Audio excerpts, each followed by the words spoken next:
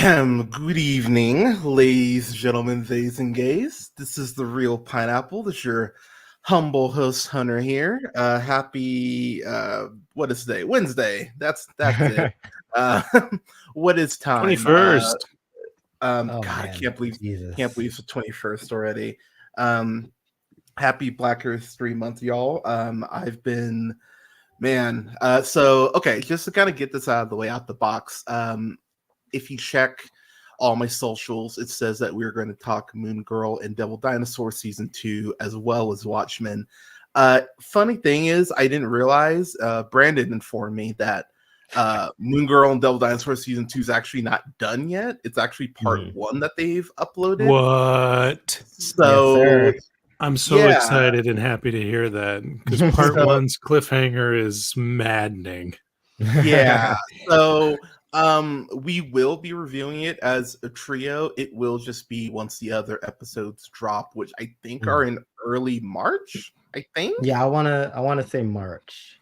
So so next month we'll have a review for season 2 proper. So we won't be talking about today. I will just say, as far as a quick note, to Bradley's point, the cliffhanger they end on, I was like, no, like straight up Darth Vader shit in my room, because I was watching this I love my partner. She's out of town this week, and this is one of those times where I'm actually happy she was gone, because I was watching at 3 a.m. and I was just like, fuck. I was like, I'm happy I wouldn't, because I would have woken her ass up. But so we will review it proper, but it will just be next month. But everyone, good afternoon. How Brandon, how are you feeling, man? I know you're feeling a little under the weather the other day. How you feeling, man? Oh man, I feel rejuvenated. These past 2 days, I've been like a zombie, not really getting out of bed. Really just stuck in one place. Like, I called into work yesterday. I was like, I can't do that. Yeah. But today I woke up and I'm feeling a whole lot better. Like, I feel like I can actually move around and do stuff and eat properly. So a lot better. Hell yeah, man. And Canada, how are you feeling, man? I'm good. I haven't been sick. Lucky you. What a dick. I mean, other shit can go on besides you being sick, man. Yeah. Yeah. But anything going on with you? No, not really. I'm doing a Richard Jenkins rewatch. Kids Ask Parents. Yeah. Well, it's surprising because he's such a prolific, I'm in this movie for 5 minutes character actor type of performer. I just watched Kong Skull Island because he was in that.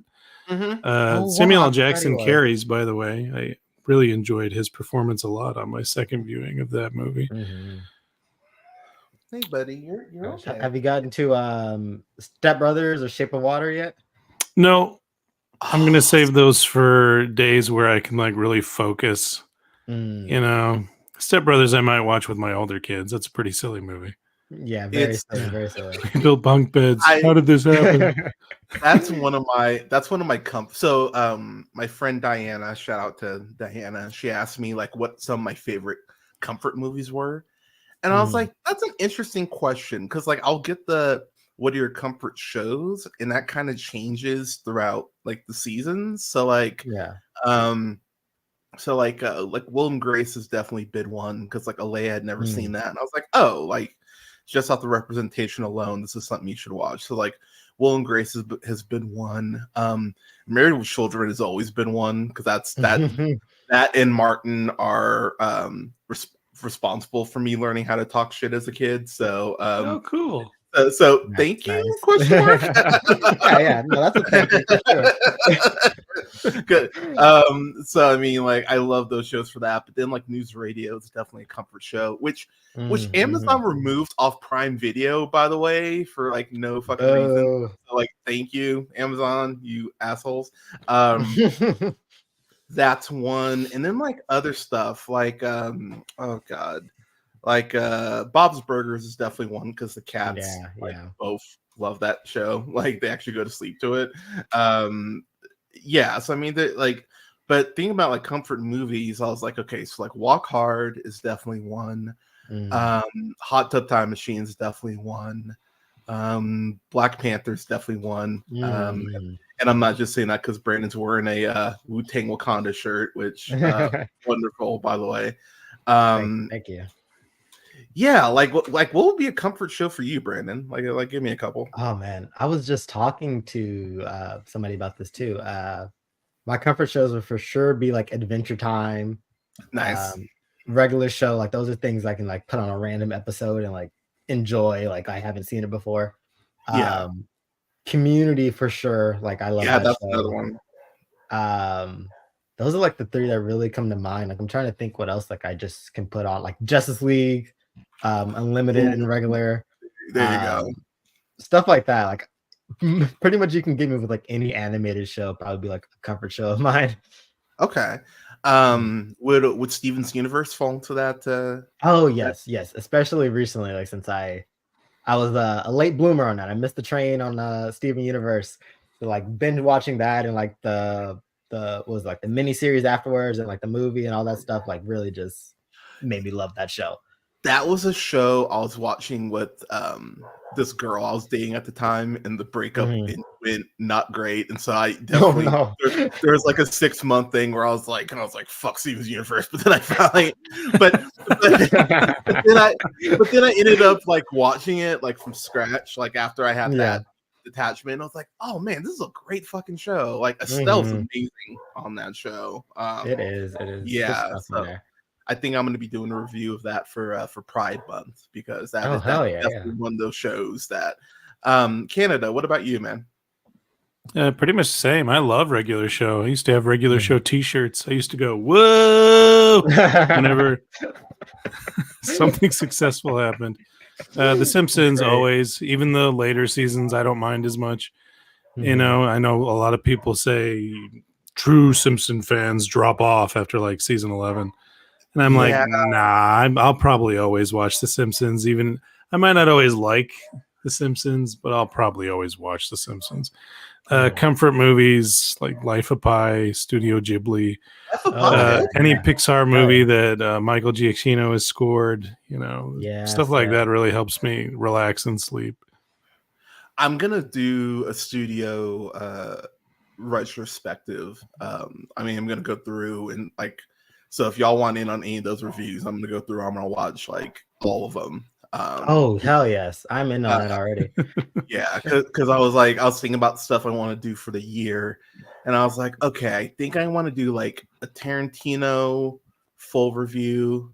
I think I want to do like a full Coen Brothers filmography.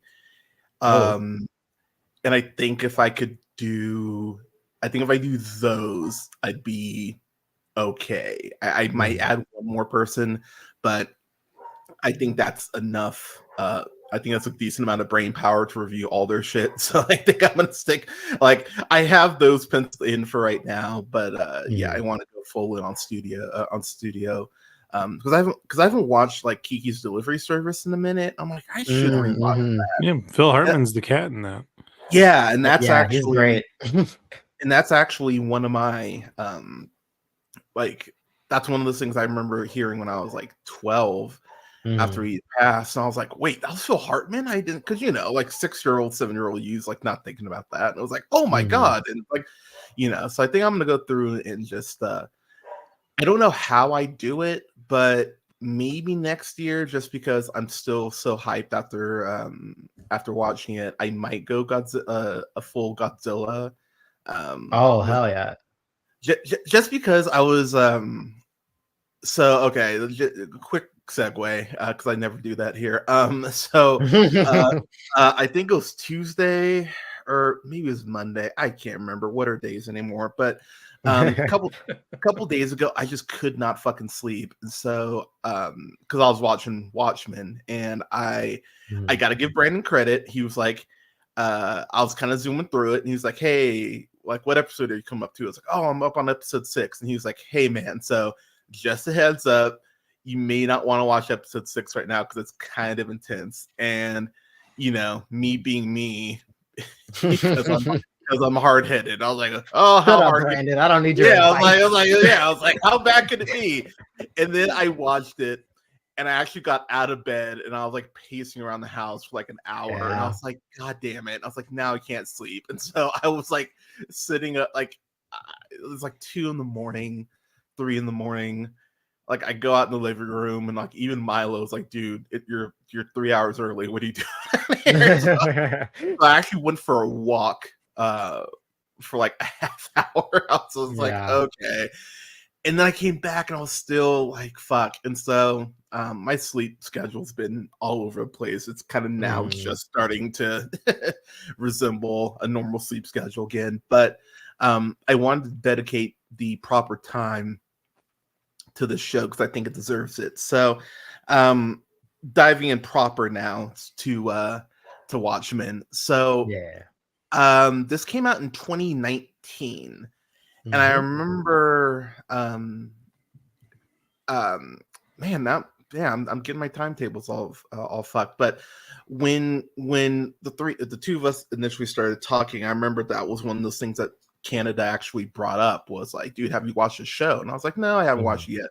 And he was kind of like, wait, like, how have you not watched this? And I was like, well, we're living through a Trump presidency. I just can't handle like more of like, that's why it took so long for me to watch When They See Us. Like, I love Queen Ava shit, but I was just like, man, Central Park 5, it like I'm already in a place where I'm like hanging on by a thread mentally because of this asshole. So it was like, do I really want to watch media on top of that? And so I put that stuff off. I did watch When They See Us last year, which, my God, that is just Felicity Huff. You know how some of these white people take on, like, I remember being so mad at Michael Fassbender for like a year after 12 Years a Slave. I was like, fuck him. I was like you fucking asshole. And like you see Paul Dano in that. Who, oh my God, like I remember that was like my first because I actually saw There Will Be Blood after I saw 12 Years a Slave. And so like I saw Paul Dano, I was like, man, I want to punch that guy in the face. And like pretty much every time I see Paul Dano, I'm like, your face should meet my fist. And that's his bag. Like, let me get like all the punchable face rolls, please. Yeah, and he's great at it. But then I see him in The Fablemans, and I'm like, oh, like I want to give you a hug. It's like, wait a minute, you'd probably go like, call me a name if but going into this, I was really curious because I didn't know. I have been able to avoid all spoilers on this, which is a fucking miracle considering the show is almost 5 years old. I will say my only real regret is I do wish I would have reread the graphic novel before I watched this. I think that would have been like nice to kind of read it and then go right into a watch. With that said, I'm going to leave it to you two. I'll start with you, Canada, since I know you have the graphic novel. Kind of give us a little summary of Watchmen leading up to this. Whoa, a summary of the Watchmen. Yeah, I know. Like, this is the only thing. This is the only thing we're reviewing for a reason, because we're going to tell. It's dense. It's a lot. Yeah. Let's see if I can condense the density of that perfect story. I'm a fan, I could say, with that intro.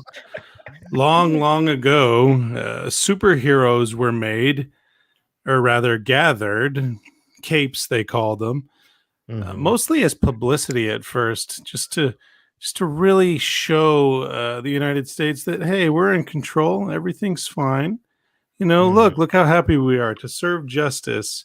What did you have? The Hooded Justice, the original Owlman, Silk Spectre, the original of her.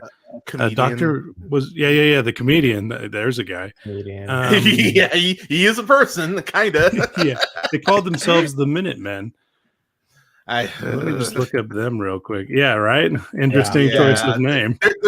There's so much to get. Like, as I was going through my notes, I had to actually start labeling my notes by episode, because I was like, if I just put it's a lot. My brain is gonna be like, wait, what is this from? Yeah. So for those of you, before I roll back to you real quick, Canada, for those of you who haven't watched this, I cannot stress enough, this is not a be on your phone type show. This is one of the densest shows, and I mean this is a compliment. This is one of the densest shows I've ever watched. It's very similar to when I was watching something like 6 Feet Under. It's like you really need to be paying attention when you watch this shit. Now, with that said, the show rewards you like a motherfucker for paying attention. Oh my god, the last 3 episodes of this show are just. We'll get there, but oh my god! But sorry, but continue, man. So continue, Brad. So yeah, you have your superheroes. They're dressed up. They're vibrant. They want justice. Notable members would be the comedian. I want to say his name was Eddie Blake, if I'm remembering correctly. I think you're right on it. Right. And and another member, Hooded Justice. Nobody knows who that guy is. He just shows up, fully cowled, noose around his neck. Brute, very violent superhero. And everyone's like, but he serves justice, so it's okay. Comedian understands that better than the entire group, that justice is something they're ordered to do, not something they actually serve. And anyways, we got to pass up on all the philosophical discussions on that. So that group eventually disbands because costume freaks, being like a privatized arm of the police for who's ever in charge, that's not a good idea. Eventually they reband. The comedian is there, totally different get up. Sally's daughter is a part of this new group of Minutemen. This freaky blue man who seems to be outside of space and time, but also within it, that can control life itself, we'll just put, called Dr. Manhattan, as a part of their group. You have another night owl that's joined, and this hooded figure named Rorschach, who also doesn't let anyone know who he is. His mask is cool because it's like an ink blot test or a Rorschach test that changes shape. That's one of the most underrated, I think, mask designs in comics history, because I don't think people agree that mask nearly enough. Totally agree. So you got this next gen Minutemen, and they get involved with Vietnam, and the story becomes kind of an alternate history because with Dr. Manhattan, the quote behind his is "Superman exists and he's American." Dr. Manhattan wins Vietnam for America. And the alternate history then plays out. Oh, and also a part of the second generation is the smartest, most talented man in the world, who calls himself Ozymandias. I forget what his name is, but he's an asshole. Adrian Veidt. Yeah. Total asshole. But he should be. He's an egomaniac who knows everything.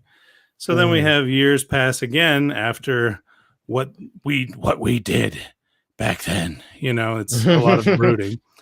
And Rorschach, who's still a cape, even though superheroing has been outlawed, like literally made illegal. No more of that. He still goes, against the grain and is a superhero, in quotes. And he finds out that the comedian has been murdered. Now, why the comedian was murdered, that is a huge mystery, and it all plays out to the Minutemen joining up for a fourth time. The Night Owl, Spectre, Rorschach, and kind of Dr. Manhattan. Yeah. To discover who did that killing and why. The results are a ticking doomsday clock, the destruction of New York, and the show pretty much takes off, I'd say, a couple of decades after that, where we're in another alternate history. Adrian Veidt seems to be missing, vanished off the face of the earth. Dr. Manhattan is missing. Rorschach has a fascist group of fanboys who love his diary. Which credit to Alan Moore, he did say that that's probably what would happen for anyone who idolizes Rorschach, is the destruction of free thought. And well, So first off, bravo, that was a great fucking summary. Yeah. Like I was sitting here, I'm like, wow, he's actually filling some gaps that I actually it's pretty good. Just to finish on because this ties in with the show. Ozymandias, can I spoil a 30, 40-year-old comic book? Dude, I mean, yeah. So Ozymandias was actually behind the murder of the comedian because the comedian Mm. knew what Ozzy was up to. I don't think the comedian was even a threat to him, is what makes it so upsetting. Mhm. Yeah, he died a very sad, painful, horrible death. And, Yeah. I mean, okay, hands down, fuck that guy. But absolutely, yeah. Let's not act like it was, credit to the writing. Anytime an old man is sad and regrets his life, for some reason that hits me. Like, oof. Yeah. Like, dude, I honestly though, I feel that in the way that whenever I watch a movie with someone who's like obsessed with film and they're like, well, actually European's wrong, that's why. And I kind of look around, I'm like, uh-oh. I'm like, is anyone I was like, is anyone else watching this with me? Oh, thank God it's just me. It's just me. like I was watching that new Randall Park movie Shortcomings, and there's a guy, main character in there. As I was watching that trailer, I was like, ooh, hello. This feels a little too close to home. Too close to home. Yeah, like, But I'm right there with you. So, like, what's so interesting? So, I have not read. God damn, when's the last time I read Watchmen? I haven't read Watchmen in about 13 years. 13, yeah, about that. And I don't own it, which I don't have an excuse for not owning it. It is something I should own. I am gonna buy it here once, job. But but I remember, I do remember watching the movie.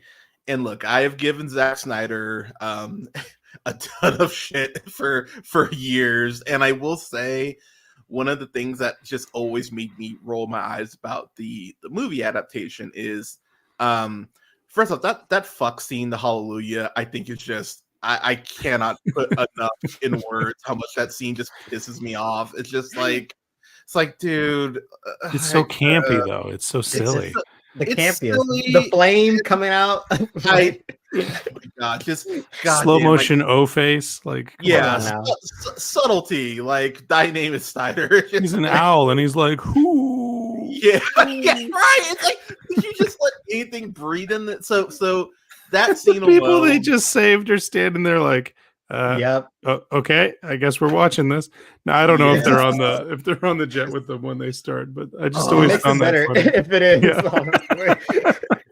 Like, that movie frustrates me so much because there's stuff I really dig about it. Like, I think Jackie Earle Haley's incredible in that movie. It's like, oh my God, like he's great. And then even though I don't always give him his props, I think Patrick Wilson is really good in that. I think so too. For Dean Morgan is really great in that. I think he's the MVP, Jeffrey Dean Morgan. I for sure. I agree 1,000%.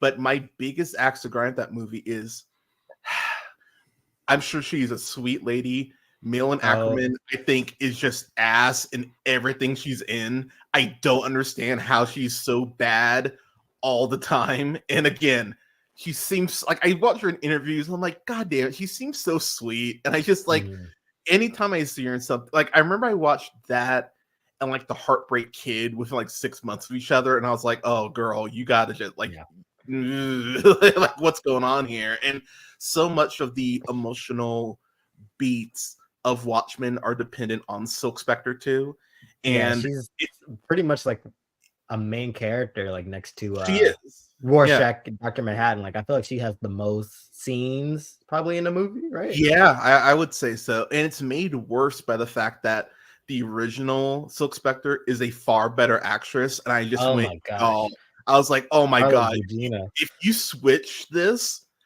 we're probably having a different conversation. I probably have the movie in like a low B category, maybe even. But that casting decision, like, at the end when she's talking to Dr. Manhattan, I'm just like, man, I'm feeling just nothing here, and I should be feeling something. And I think what Snyder does at the end is a giant ass cop out. I'm like, oh, I'm sorry, you'll show a woman getting lobotomize and go feminism, but a giant fucking squid is from you. Give me the squid, Snyder. It's like fuck you. Give me the squid. Like I wish, and this is not just for him. This is for all. Like, don't run away from the silly. Like sometimes silly is fun, but what the squid represents is why it's so powerful. And they just go, no squid, and it's like, no. Well, what makes it odd is for the whole first act of this comic, politicians and legislators and American citizens are like, yeah, God exists and he's American. Dr. Manhattan is on our side. So to change this powder keg between Russia, I think, I'm pretty sure it's Russia and America. It's you know, the doomsday clock is ticking, as they say. And to change it from a completely random squid explosion from beyond the heavens that no one can explain to Dr. Manhattan attacked America. Like, sorry, Putin and the Russians would be like, aha. They wouldn't like come together and be like, we're friends now. They would like revel in it. Looks like you can't control your god, silly American. No, we would just send Tucker Carlson to Russia, and it would all be okay because he'd be like, did they? You know, they brought Dr. Manhattan's wrath on themselves. It's their fault. But by the way, I'm in no way like condoning this. Like, if you can find a clip on Twitter or something, watch it. They always show clips of it, but Tucker Carlson in Russia was like the most depressing fucking thing in the world. It's like, my God, like this is why, honestly, one of the reasons I keep doing the podcast, because I'm just like, man, if Dr. Phil can be a doctor, quote unquote, it's like clearly like clearly degrees mean nothing. It's like I might as well just keep doing this. But so but I don't know. I did watch the Watchmen like graphic novel that they did, like the live, like the like the cartoon. Cool. I thought that was actually really well done. I actually really enjoyed that. So if you're not and before anyone asks, yes, I watched the extended arbitrary Snyder version of Black Freighter, the Black Freighter cut. Yeah, which, my God, just one cut, people. Can we get back to one cut of films? I think Gerard Butler does the voice of the lone survivor in the Black Freighter, so that's pretty cool. Oh, that is cool. Okay, but the Black Freighter, none of that matters if Dr. Manhattan's the bad guy, quote unquote, at the end of the story. So I'm not sure. Wrong. Ozymandias losing everything that he's protecting and becoming the king of the dead ship in the Black Freighter. That juxtaposition, that's I feel like what it's telling. Yeah. With Snyder being like, and then Ozymandias tricked everyone into thinking John Osterman was a bad guy. Like, what's the juxtaposition here with the Black Freighter animation, if that's what you're doing? Yeah, right. So did y'all ever read the second Watchmen? Because Superman. And I think it was called like Before Watchmen, right? Or the Minutemen. Oh, the Doomsday Clock. There's a lot of Watchmen. Yeah, there's a ton of Watchmen stuff. Like, fair. Well, not great, but the artwork is pretty awesome. Like, not great. Okay. The second Rorschach is a cool character. This is one I read. Before Watchmen. I read this post Watchmen, the show, and I think there's a couple of these that focus on like the Minutemen specifically, and like their time. But this one specifically about like Hooded Justice and Silk Spectre. So like there's some very good stuff like in it, but like at the same time, it's like I don't know if we really needed more Watchmen because, like Bradley said, like this kind of the OG story is like, exactly, yeah. Oh, the No Capes monologue from Incredibles actually was inspired by the Watchmen, because in one of the opening issues of the Watchmen, a buddy who's standing there to guard the bank, just some guy dressed up as a hero, like, haha, during a bank robbery, he chases after the bank robbers, and his cape gets stuck in the revolving door. Remember that, yeah. So the robber just turns around and shoots him in the face, and dead body stuck in the door for the rest of the.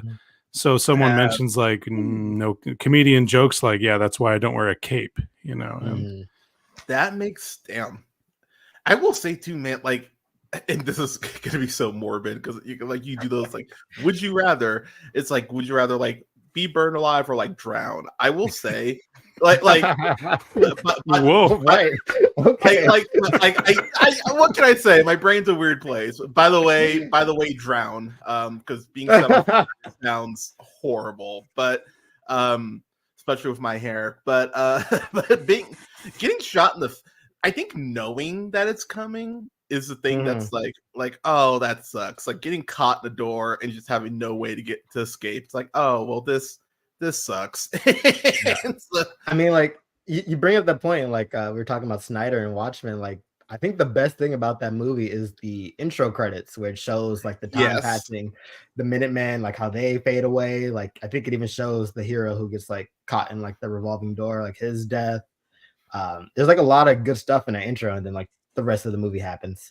I will say the Dr. Manhattan like mini origin movie I think is so well done. Like, like that's the thing about, like, he's great in pockets with this shit, and yes, there's so much slow mo in that. I'm like, oh man, this movie is probably 2 hours if you cut out like 50% of slow mo, but that Dr. Manhattan mini movie I thought was so well done. I was like, this is fucking cool. And and I will say they don't use slow-mo a lot in the show, but the times they do use it, it actually enhances like what you're watching. So we'll get into that. So Brandon, I'm gonna throw it to you, man. So I kind of rewatched episode 1 just to kind of refamiliarize myself, but if you want to kind of kick us off as far as like where we start off, like with episode 1 going into the show. Oh man, okay, yeah, episode 1. Like this is one thing I love about this show. Like they just drop us in. Like we're the audience is catching up like to this world, this Very alternate. It's not even a future. It's like an alternate present. I'm pretty sure it takes place in like present day. But like yeah, we open up with a routine cop stop. A cop is stopping somebody. I think like their tail lighter's out or something like that. Something's wrong, and the first thing we get about this world is the cop is wearing a mask covering his face. We cannot see him, and they're like, we can see something's off with the person that they stopped. And then we get even more information to this world. Like he tries to he's like, there's something wrong, dispatch, can I like get my gun? But like the gun is like locked into his car, so like he needs approval to get the gun out of his car before he can even use it. I laughed at that. I'm not even gonna lie. Yeah, I was just like, I was like a cop it's like a cop having to be forced to wait to shoot. I was like come on. Clearly, well, they also consciously think and make a decision on whether or not to pull a firearm. Exactly. Yeah. Rather than the knee jerk. I decided I felt unsafe, so everyone had to die in it. Yeah, I was like, this is clearly not taking place in Minnesota, but no, but too soon. But sorry, continue. yeah. This is our first like look into the world. Cops are wearing masks. They are the superheroes of this world, quote unquote superheroes, because like Bradley mentioned, Dr. Manhattan is the only actual hero with superpowers in this world. Everybody else is pretty much a guy or girl with too much free time and money on their hands, dressing up in spandex. And so yeah, routine traffic stop until it's not, and the guy shoots the cop because he cannot get his gun out of the lock, and throws a cabbage into the cop car, which is kind of like, or is it lettuce, whatever, lettuce, into the cop car. And it's produce. Then we get produce. Then we get Oklahoma. We get Don Johnson sitting watching Black Oklahoma, as he calls it. I was dying. Yeah, it's a weird world. Like there are no like real intros to the show. We get like cool title cards that I absolutely love, like that change every episode, and kind of like go with the theme or aesthetic of whatever we're going to see in the episode. But yeah, that's like our first look. Don Johnson's Oklahoma. Regina King is teaching a class. My God, Regina King, because she is a her cover is she is a baker, so she's like like cracking eggs into the bowl and explaining to the kids like about stuff. And then we get more into this world, like even just like in the background, like we see Robert Redford posters on the wall, like he's president.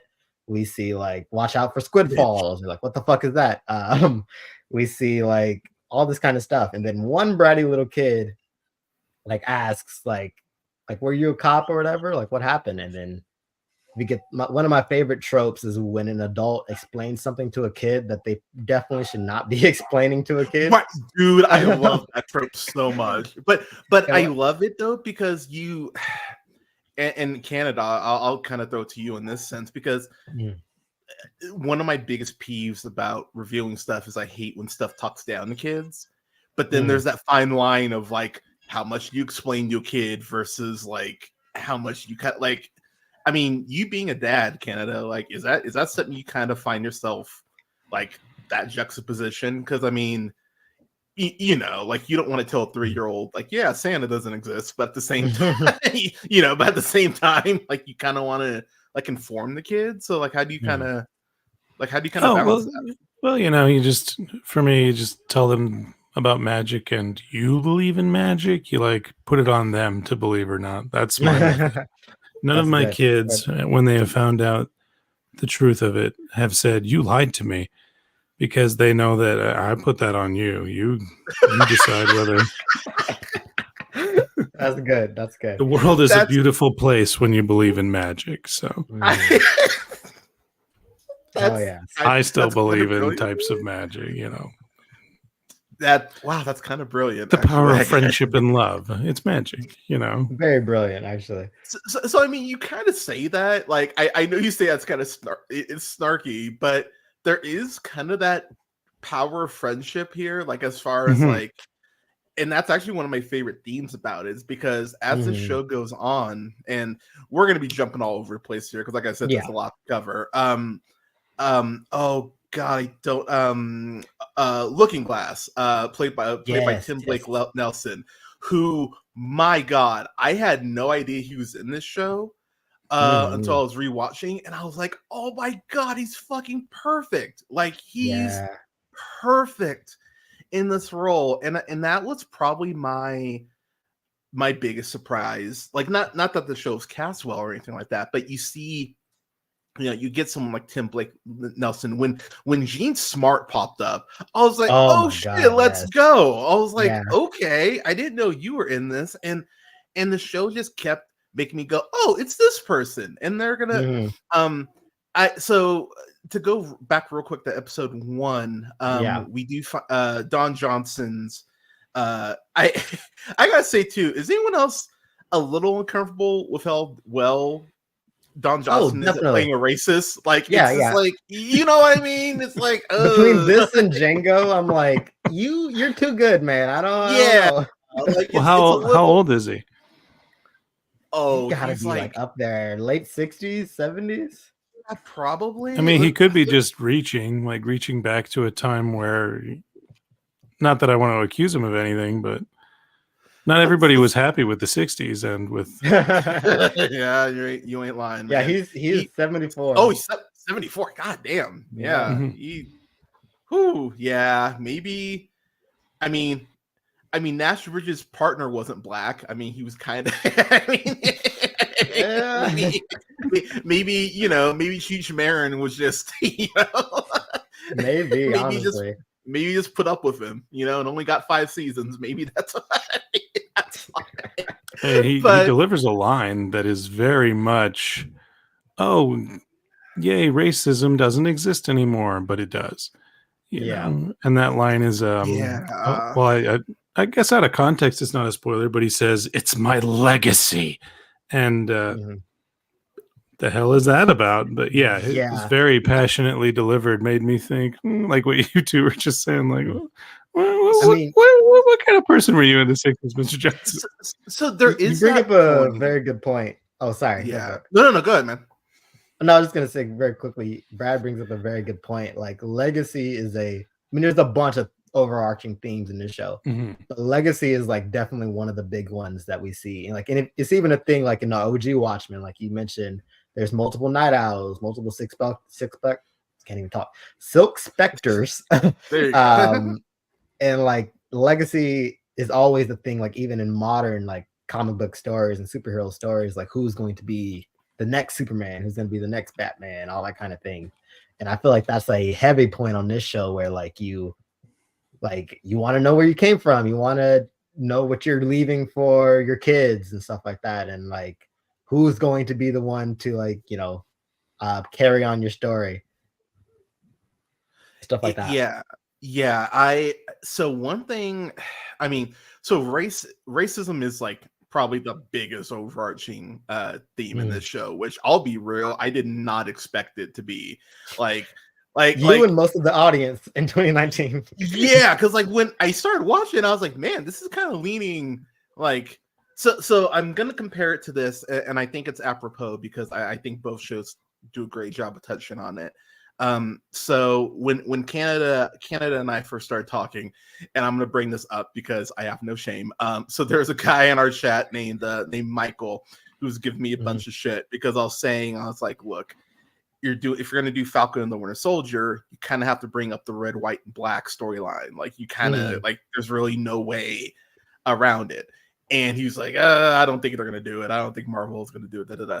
And so by in episode 1, I was like, oh man, they're kind of leaning heavy into the like, man, like sucks to be black. You shouldn't have given us the shield back. Let's just give this to the next to insert white guy here. And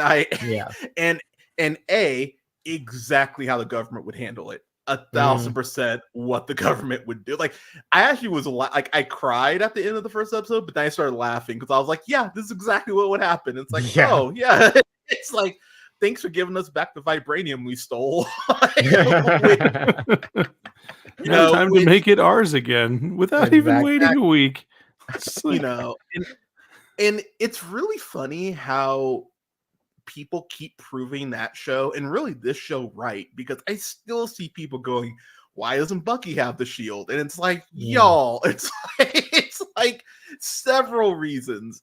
It's that, and then people having the nerve to be upset that Shuri and T'Challa were like, we should put a failsafe in this arm in case he goes nuts again, and people being like, he didn't trust him, how dare. It's like, really? It's like he's dumb for thinking ahead that, this guy might get reactivated in Wakanda and kill a bunch of his people. Like, no, I would do the same. I would do the same thing. And this show, again, I said we're going to jump around.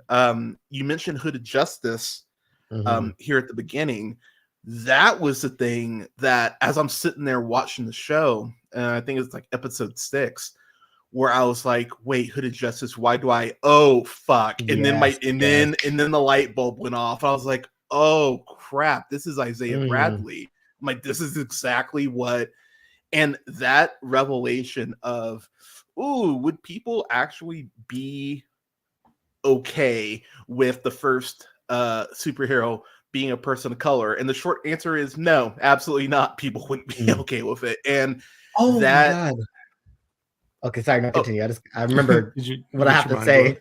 Okay, good. Okay, I'll wrap this up. Okay, all right. I'm just gonna say that was awesome witnessing a Jimmy Neutron like brain blast in real time. That's exactly what it was. That was great. But yeah. So Brandon, go ahead before you forget. Shame on me, because holy shit, episode 1 does not open up like that. Episode 1 opens up flashback 21 Tulsa, Oklahoma. We get a child watching Bass Reeves, a Bass Reeves film, which connects right back to Hooded Justice, connects to the thing you were just saying. Like, would people want a superhero, a first superhero, if they found out they were black? Like, the whole thing is like when Bass Reeves reveals himself, they're like, oh shit, it's a black guy. Cut to Blazing Saddles. It's a knit. It opens up with Tulsa, Oklahoma. We're like, Damon Lindelof and company are like, we're going to give you a history lesson before we jump into this comic booky shit.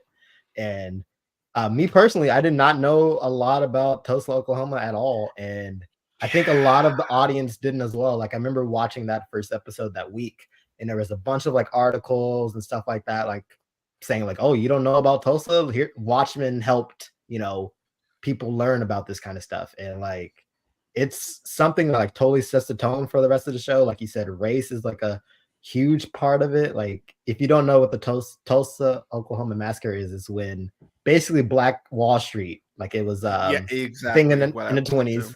A bunch of mad racist white people basically went on a massacre, killing Black people, destroying their places of business and everything. And so, yeah, that's what the show opens up with. That's our start. That's how we get our like first little taste of what's to come. And it's such a hard opening to watch. I was just like as soon as they showed Tulsa, Oklahoma, like 1920, I was like, oh no, like because like my mom was very much one of those like, this is Black history. Here's a book. You read this shit right now. It's like, oh, all right, like you read this and then you can play Sonic for 30 minutes.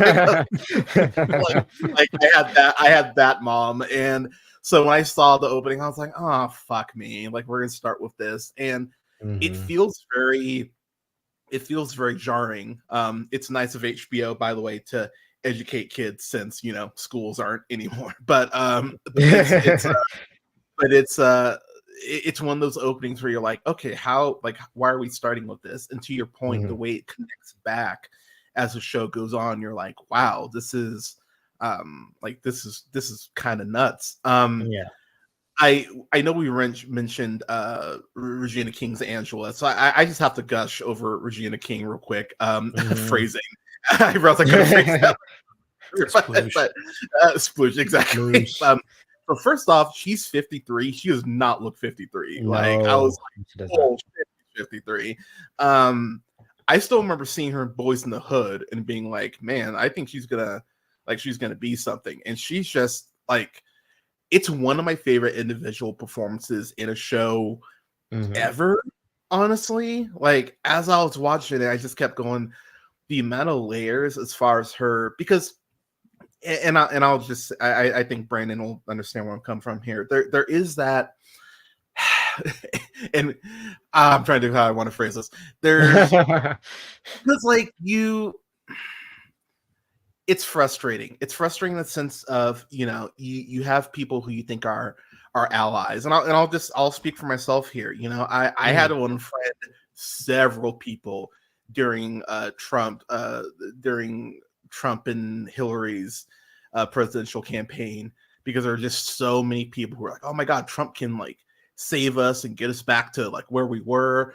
And it's like, when you say back to where we were to a Black person, you have to understand the connotation that it has with that. Like it's never, when you say back to where we were, it's rarely, if ever, a good thing. And so when I'm hearing, like his whole, like the literal term "Make America Great Again," it's like, it's very much kind of that pro wrestling aspect of, oh yeah, back in the 80s when men could cheat on their wives a lot easier and they were doing coke, before they're having matches. Like back then, is not a good thing. Old school is rarely a good thing. And so when you hear people use those terms or just different variations of it and go, yeah, this is totally how it should be, it's like, no, it shouldn't. And the show does a really good job. Like, it's eerie how well the show is like gonna age and is already aging. As far as like, there's a point where a white guy literally says that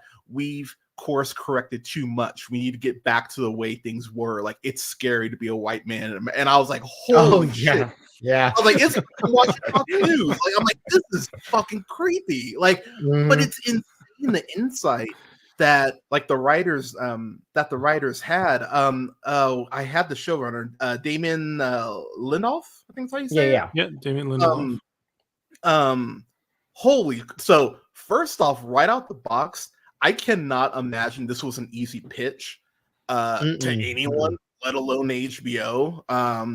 But as I was watching this, I was like, okay, I don't honestly know how you pitch this show, to be honest. He did The Hunt. He was a producer on there, which actually makes a lot of sense now that I see that.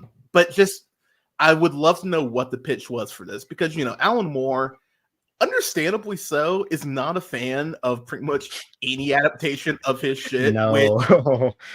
Like he's basically like the I was beast. reading.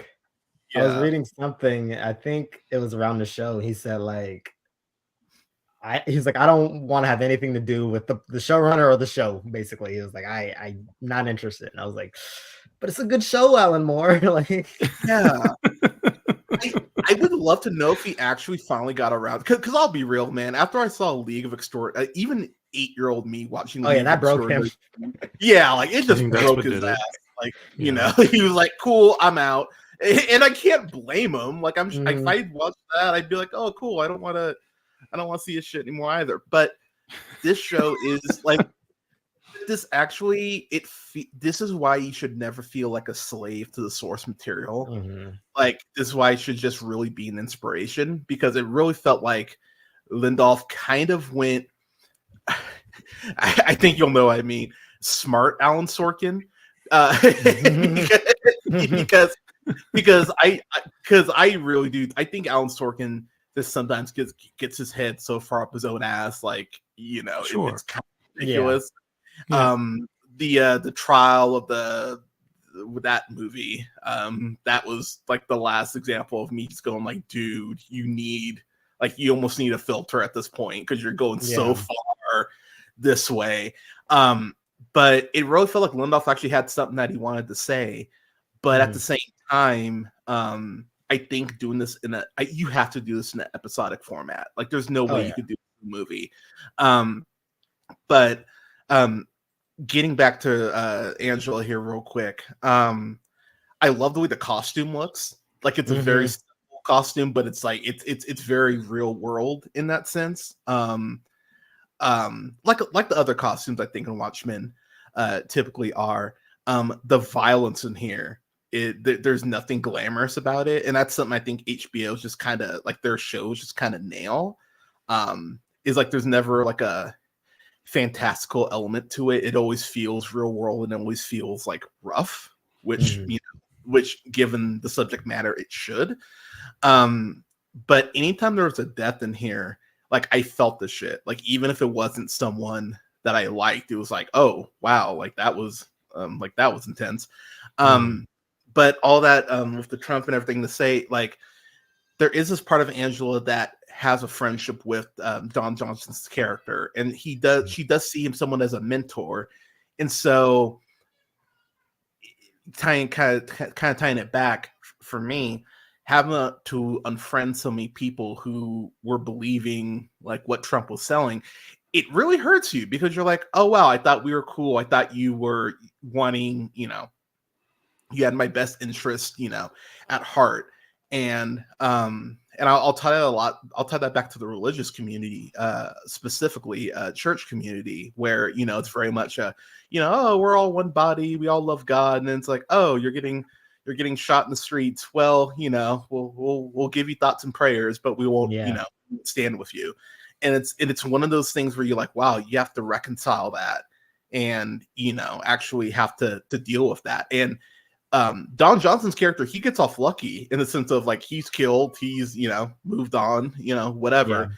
Angela's the one who has to sit back and deal with, was their friendship alive the whole time? Like, what's her legacy now tied to him? And it's like, it's really heartbreaking her having to reconcile all this in real time while still trying to figure out what happened to him and kind of keep her emotions in check. Like, it's a real balancing act that she's doing, and I think it's a balancing act that Black people have to do way more than like people talk about. And I felt bad for her. Like, I just really wanted to just go like, girl, like you I get it. It sucks. Like it really sucks, but I understand. Canada, kind of your thoughts on that. You know, white guy. Oh yes, very knowledgeable on this topic. I carry my white privilege around and often show off, but I understand this. On that, the meta commentary behind this brilliant writing, and real quick, my favorite Damon Lindelof, other than this, would be The Leftovers, which is also a very traumatic, difficult thing to watch because it does not deliver answers like people want. I gotta watch that. But this mentor, this father figure that she has, is brutally murdered, and we don't know why. and they find something in his house, in his closet, secret closet of all things. And she's just like, and again, such a brilliant performance. Oh, we can say what But- it is. Like Okay, yeah, they find a clan garb, like high up tiered, like stupid dumbass grand wizard type of whatever they rank themselves as now, big dragon clan garb. yeah. So I remember correctly, she's kind of all like, everyone's all pretty much seeing it how it is, like I would, like, oh, he was a Klansman secretly. That's interesting. Wow. But she's kind of dealing with, no, someone must have put that in there. Someone's framing him. That's not him. Yeah, how did you break the door in? But like, what to me it'd be like, oh my god, like that would be my reaction. But if I was someone that the Klan hated, I couldn't even imagine what it would be like to find out somebody I cared about did not respect my right to exist, putting it lightly. Yeah. Like there's even And the line meta commentary later- being like, it was in his closet. She was never supposed to find out, but this was something he was proud of. right, yeah. Yeah. It's like it's on a bust. It's like on a human thing too. It's not just hanging Yeah. up. Like he has this. He irons Something his he thing. probably Like, he keeps jerked it clean. to at night. Oh, Yeah. 1,000%. Exactly. But that's what's so like fucked about it. Gene Smart character, makes that point later on about like, you don't put something on display like that, even if it's secret, if you're not proud of it. And you see Angela's like face in real time kind of go like, fuck, she's right. And it's just like, and it's like, oh, that sucks so bad. And that messes with her identity, because what is she supposed to do with this? Everything that she's learned from this man, who was good at his job, for lack of a better term, put that in quotes. What does she do with it? Yeah. Because Like there's even this a asshole bit is part of later. her life, and it's so tainted and gross now. Yeah. Like they have family dinners together. Like they're close. Yeah. And like there's even a bit later where like she reveals it to Tim Blake Nelson's character, Looking Glass. And okay. Where she's like, did you know he was racist? And he was like, well, he was a white man in Oklahoma. So and then like she reveals like the garb, and he's like, oh shit. And like when he says it, you're like, he's not wrong. Like it's like, is it a generalization? Yeah, but is it a correct one? Also, yeah. And you're just like, oh, and again, she has to deal with that. She has to deal with that in real time. Going to another character here. So I want to talk about Tim Blake Nelson here. Please. Yeah. So I didn't know what his role was going to be. He's one of those character actors that when I see him pop up, I just get excited. I'm like, oh hell yeah. Like you're exactly. Let's go. So I was really happy to see that he was in this. His origin story, I want to say it's episode 5, or it's basically an episode, like it's basically just an origin story for him. Episode 5. Oh, I had the They have such good episode titles. I love the episode. Like, so I won't lie, that's just as a nerd, that's one of those things I really like that. Like I really like a good episode title. It just kind of, it weirdly gets me hype. So yeah, his episode, I'm pulling up all the episodes here. Little fear of lightning. There you go. So the opening to that is that we get a young version of his character. We get a young version of Looking Glass, and he's at this fair. And I will say I like a good fair. Like like I don't know, fair food just hits different. But he goes into this like hall of mirrors, and he's it's really funny because I had my whole Taylor Swift post, like, I'm pitching that. I treat Swifties like I treat people who are trying to hand me a copy of Watchtower. Like, I'm happy you found something, but leave me the fuck alone. And the first thing they show is him holding a copy of Watchtower. Yeah, I was like, oh, like, that's funny.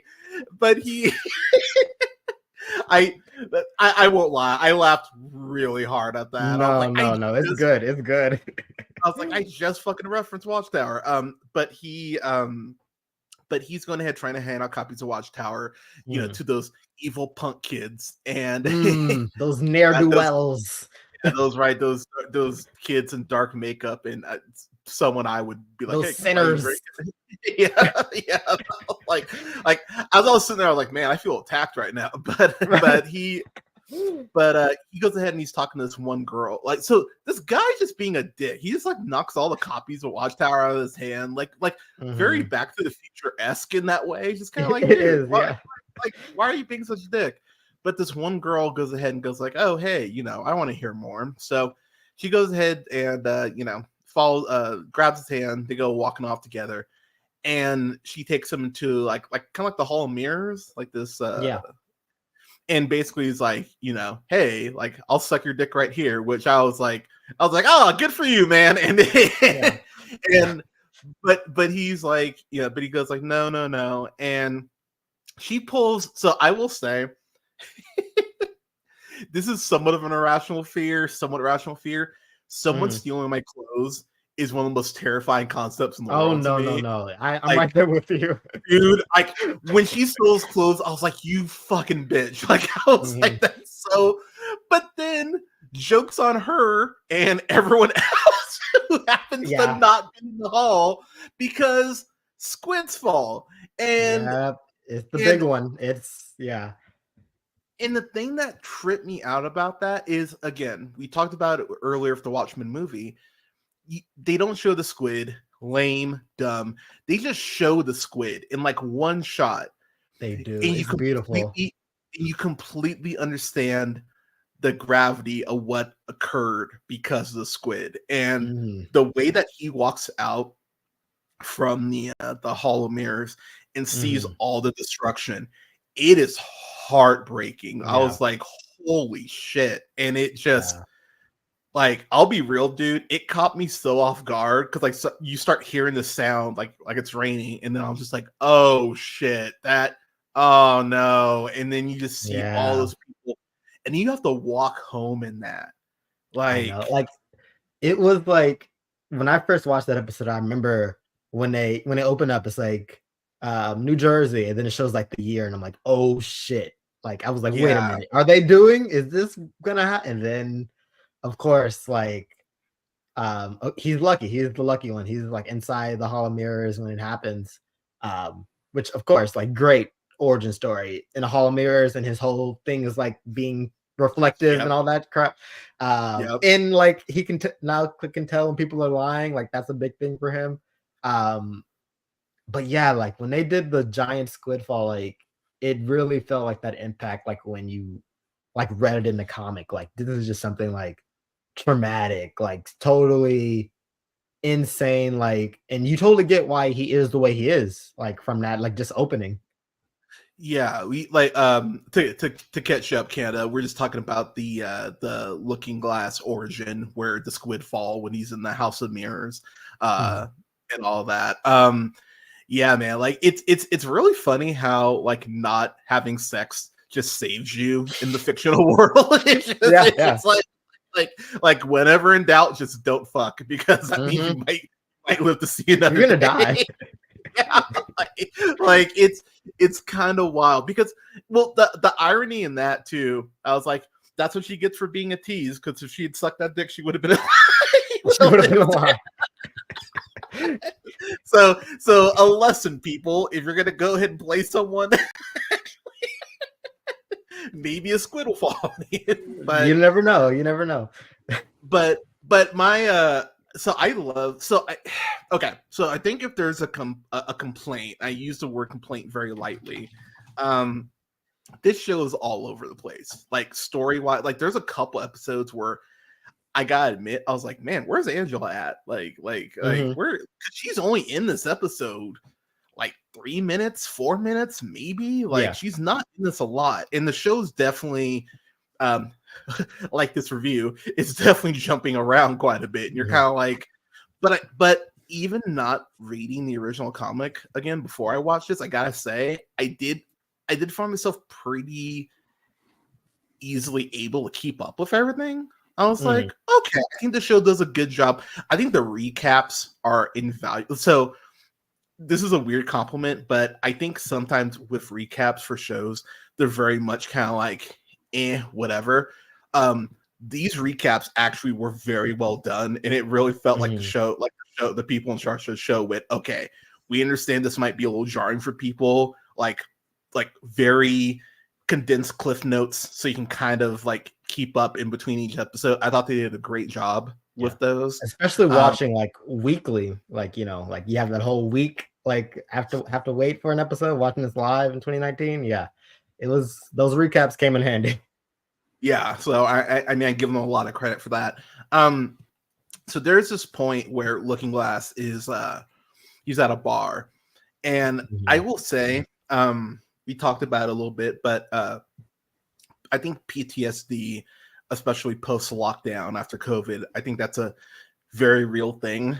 I think there will be studies done 50 years from now where it's like, wow, it's way more of a thing than we ever acknowledged in the moment. And the way that they actually talk about PTSD in this episode, in this show, I think is really well done. And the fact that he clearly has PTSD, he has the what is that metal material? He has it like in his hats too. Yeah, they have a name for it, but it's I'm basically like straight up a tinfoil hat. Yeah, and like, but he straight up is like no one's reading, like no one's fucking with my brain, fuck you. But honestly, as I'm sitting there watching, I went, dude, I'd probably be in the same camp you are if I had survived this shit. Like it's a lot. And he ends up talking to this girl at one of his support meetings, and I'm not gonna lie, the moment they started talking and the moment I started to like her, I was like, oh, she's bad, isn't she? like I kind of had that Batman moment where it's like, oh, the moment I liked you, I knew that you worked for insert rogue villain company here. Yeah. It's just like comic book stuff. Yeah, and when he finds out she is bad, I was like, oh, like because there are definitely levels of bad. Like she could have been working for like the Penguin and be like, okay, not ideal, but I kick Cobblepot's ass all the time. That's a Tuesday, but it's like, oh no, she's one of that's unfortunate. Yeah. And the way that he discovers that A is heartbreaking. He even goes like, fuck, you know how to pick them. And I was like, dude, that's a mood, man. Like I feel that, like him just feeling like, I picked another bad one. But the way that the episode kind of ends with him being informed to the lie on the conspiracy, yeah, Canada. I'll kind of let you talk about that revelation if you wouldn't mind. Which revelation? That nothing that he thought happened the way he thought it happened? Yeah. Ozymandias, that whole. Yeah, well, that's always rough because. Yeah, going back to the way this opens. Yeah, just going back to the way this opens. The show opens, the Tulsa thing. I was like, man, this is an alternative history show, and they really came up with a doozy, right? Like it was like me and my wife were the Padme Anakin meme. So I'm Padme in this case because my wife's very, very interested in history, like all of history, and it was like, oh, wow, what a crazy alternate reality, right? And she's like, and I'm like, right? Right? It's like, no. Nope. Well, it's crazy you say that. It's like Vietnam. In retrospect, it's so crazy all the terrible shit that the U.S. government was like just rewatching American Gangster recently. I was like, oh yeah, we were sneaking drugs back. Oh, that's like, yeah, we always push that aside. It's like that's a giant big deal that we just kind of go, well, we won, right? Like, but sorry, continue. Well, Tip like Nelson, he's always one of my favorite actors, especially in the Coen series of films. Oh, Brother, Where Art Thou was probably my favorite from him in the Coen oeuvre. For Mirror Mask, I think that's what he calls himself, yeah? Is it Mirror Mask? Looking Glass. Looking Glass. I'm taking his face too literally. mirror guy. She always calls him mirror guy. Like he wants his whole identity again is to get to the bottom of things so people don't have to suffer like he did when he didn't know what happened. Like the ending of that origin story is him screaming into a void what happened. And finding out what happened is a lot different on the mind than witnessing what happened. So just because your memory, it's not great. Memory is not a reliable, and people hate when I say that, but it's psychologically and legislatively, believe it or not, proven. Memory is the worst kind of thing. And I like that he wears that type of mask because it's self-reflecting, but not just for himself, but for anybody who looks at him. Like you'll notice a lot of people throughout this series that don't like what he wears don't want to self-reflect either. And very true. I think he does an astounding job at finding out the truth of it. What was it? Was President Redford in on it also, or did they call him the Redford Ozymandias tapes? Like basically he blackmails the president, right? Yeah, essentially. He's like, this is what's going to happen. Let me tell you how I did it. Let me tell you what you're going to do, and you're going to be president. Good luck. Because for all intents and purposes, for a long time, everyone thought Ozymandias saved the world. And the last thing Dr. Manhattan tells him in the comic, which this is a sequel of, when Viet is just like basking in his own glory, he's all like, I did it. I really saved everything. I ended all wars. And, Dr. Manhattan says to him, oh, Viet, nothing ever ends, and then disappears. That's the big one. Yeah, that's a huge one. And we all see what happens to Ozymandias throughout this show. Like, just the vanity of intelligent white. I don't think this show is calling out Elon Musk. But it is funny that the smartest, whitest guy, the self-proclaimed smartest, whitest guy there is kind of a jackass and ignores that a world is made up of a community of people, not a ruler king that makes all the decisions. Well, it's fascinating too, though, how and I we were talking about it. How is there such thing as an ethical billionaire? And like the answer really, like, especially watching this show, is like, no, absolutely not. There is no like the more the show goes on, the more it's like. So to date myself here, I still remember when Microsoft Word was free, like back in 95, where you didn't have to pay for it, or you could actually buy that year's edition. And then at some point, fucking Bill Gates was like, wait, I can charge $50 for this yearly? Oh, let's do that shit. It's like, wow, asshole. It's like, but he gives money to kids. It's like, but you don't need to make this much money. At some point, like you don't need more money to be sustained. Oh, well, it's all about power at this point. And and that it's really ironic how everyone is like, man, Dr. Manhattan could do more. Dr. Manhattan could do more. And yet they have the ability to do more, and they're just doing the worst shit. like doing the worst terrible shit. It's like, well, then it's like, no, you're actually worse than he is, actually, because Dr. Manhattan is actually more matter of fact. Like, yeah, humanity kind of hates, like, you all hate each other. Like, that's this whole thing. Like, what's the line where it's like, I'm tired of you people and your troubles, your qualms. I'm leaving. Peace. Yeah, but then he's not wrong. Like like Dr. Manhattan is very like so we'll fuck it. Let's talk about Dr. Manhattan now. So it's episode big reveal. So okay, I'm so happy I was able to. So again, I was able to avoid spoilers. I was so happy I was able to avoid spoilers, because when I got to the end of episode 7, I think it was like 3 or 4 in the morning, and y'all were asleep, and I was like, "Fuck! I need someone to talk to me about this." I think like when 7 a.m. hit, and I knew Canada at least was awake. I'm like, "Dude, what the fuck with Dr. Like, I was like, my brain was because I'll need your guys' help. Who's the scientist?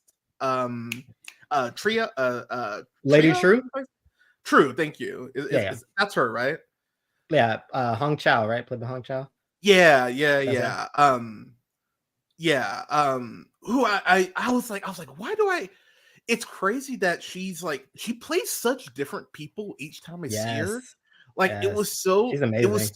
it was so trippy to see her in The Whale and then see her a couple months later in The Menu, and I'm just like, she is fucking terrifying. Like, holy shit. And Yeah, like she's I got know really good range. Yeah, he really does. And character. and just watching her, because the show does a good job. It's like, okay, she's just like, she's like every other billionaire who's like, I'm gonna save things and make things better. But you're watching her and you're like, okay, there's something here. Like, I don't know what's here, but there's clearly something more ominous. And then when you realize who she is, it's like, oh fuck me, this is way worse than even I thought it was. Because when they do the reveal of her, I was like, oh no, we're gonna be replicating this shit for decades because Just of keep who it she going. is. Like, I was like, this is so bad. And but the Dr. Manhattan reveal, we find out that it's Angela's husband who's been living with her for a decade. And so first off, Dr. Manhattan being black, awesome. That just made me that was wonderful. And then I'm not even gonna try his whole name, Yahya Abdul Mateen II. Yeah, that's correct. You got it. You nailed it. Who's great in fucking everything. Like, he's even great in Aquaman, where they don't give him a ton to do, which Black Manta would have been nice to see a little more, but I digress. He's also great in The Get Down. If you haven't seen The Get Down, my god, yes, watch The Get Down. Please watch. Yeah, The Get Down's great. The conversations that him and Angela have in episode 8 were so much fun, and they were so engaging, and he's very kind of matter of fact, like Canada is when he doesn't like something, and I really appreciated that. He's like, look, this is how it is, like humanity's pretty dumb. Like he pretty much says that. He's like, yeah, you're all pretty, like, you won the war, yay, but also, you'll do this again because you're humanity. You're kind of destined to keep doing this shit over and over again. History always repeats itself, which he's not wrong at all. Like, we've talked about it off mic at length, Canada, about how the Bible is essentially like, oh, this person gets to power. God, it's like, oh, congrats, you got the power, just stay in your lane, don't be too shitty, and you'll be fine. And then David's like, oh wait, I've got 5 wives. I really want that 6th one. Oh, it's my best friend's wife. Oh, hey, army, go ahead and pull back and just leave him on the battlefield. Oh, he's dead. You're a widow. Yeah, want to get married? And it's kind of like a repeat of that shit over and over and over again. So when Dr. Manhattan's talking that shit, I was like, yeah, he's not wrong. Like, this is kind of a pattern of humanity. And Angela, rightfully so, she's very like hesitant. She's like, dude, you're not Dr. Manhattan. Like, give me a fucking break. But he's so like just matter of fact about everything and just kind of cool with it while being informative. Like, Dr. Manhattan's kind of smooth. I don't know if it's, he got more soul or I mean, hey, come on now. He bagged Silk Spectre. Yeah, but when he flipped off to Mars, he started creating for himself, and this is important. He didn't create a palace to be admired. He didn't create monuments for other people to look upon them and be like, whoever did this, they are our new god. He did it because he wanted to create. And after being a grieving artist for so long, what's the best thing that what do grieving artists really want when they create to experience? And the answer, which is going to sound very simple, is love.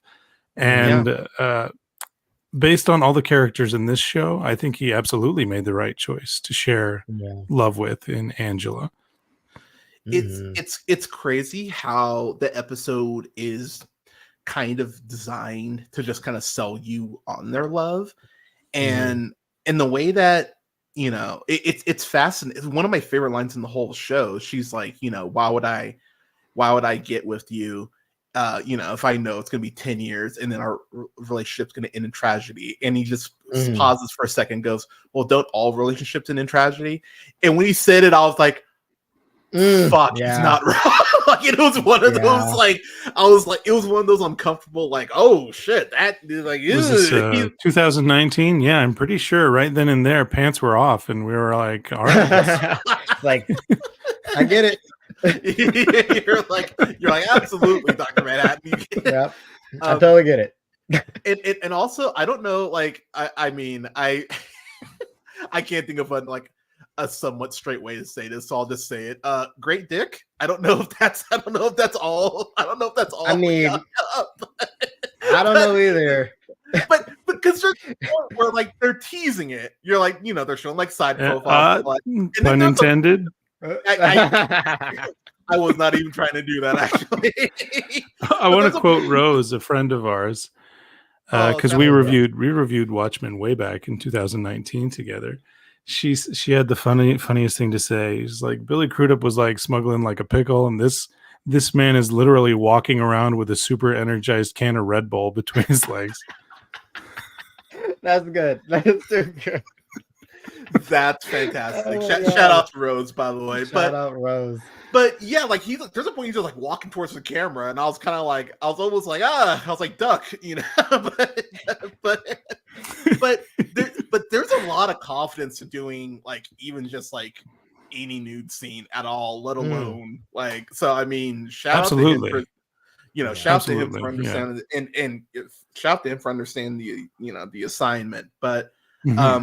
But the way that they actually explain Dr. Manhattan being black too, I went, this makes a fuck ton of sense. And this actually is like not a reach by any stretch of the imagination. It's like, oh, okay, this actually, yeah, this makes sense.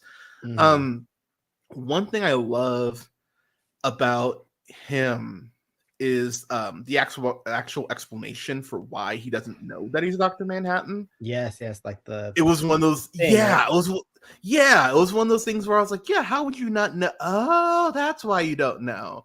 And again, I really would encourage people because we're gonna probably go another half hour on this, people. I still got a lot more to say, but there's so much going on overall in this show. Like it kind of felt like the first season. It's gonna sound like such a dick move, but it's kind of like the first season of Game of Thrones. Except I was way happier when this ended. Season 1 of Game of Thrones, which is why I didn't keep watching it. But you feel like this is random. You feel like they're just pulling shit out of the air at points. You're like, okay, how is this gonna connect? And by the way, by the time episode 9 ended, I was like, wow, they connected everything for the most part. Yes. Like there's a few questions I think you could still ask, but for the most part, it is a near perfect final hour of television. And I remember people going like, "Oh, we need more," and Damon coming out and going like, "Yeah, you're not getting more of this. Like this is a one and done."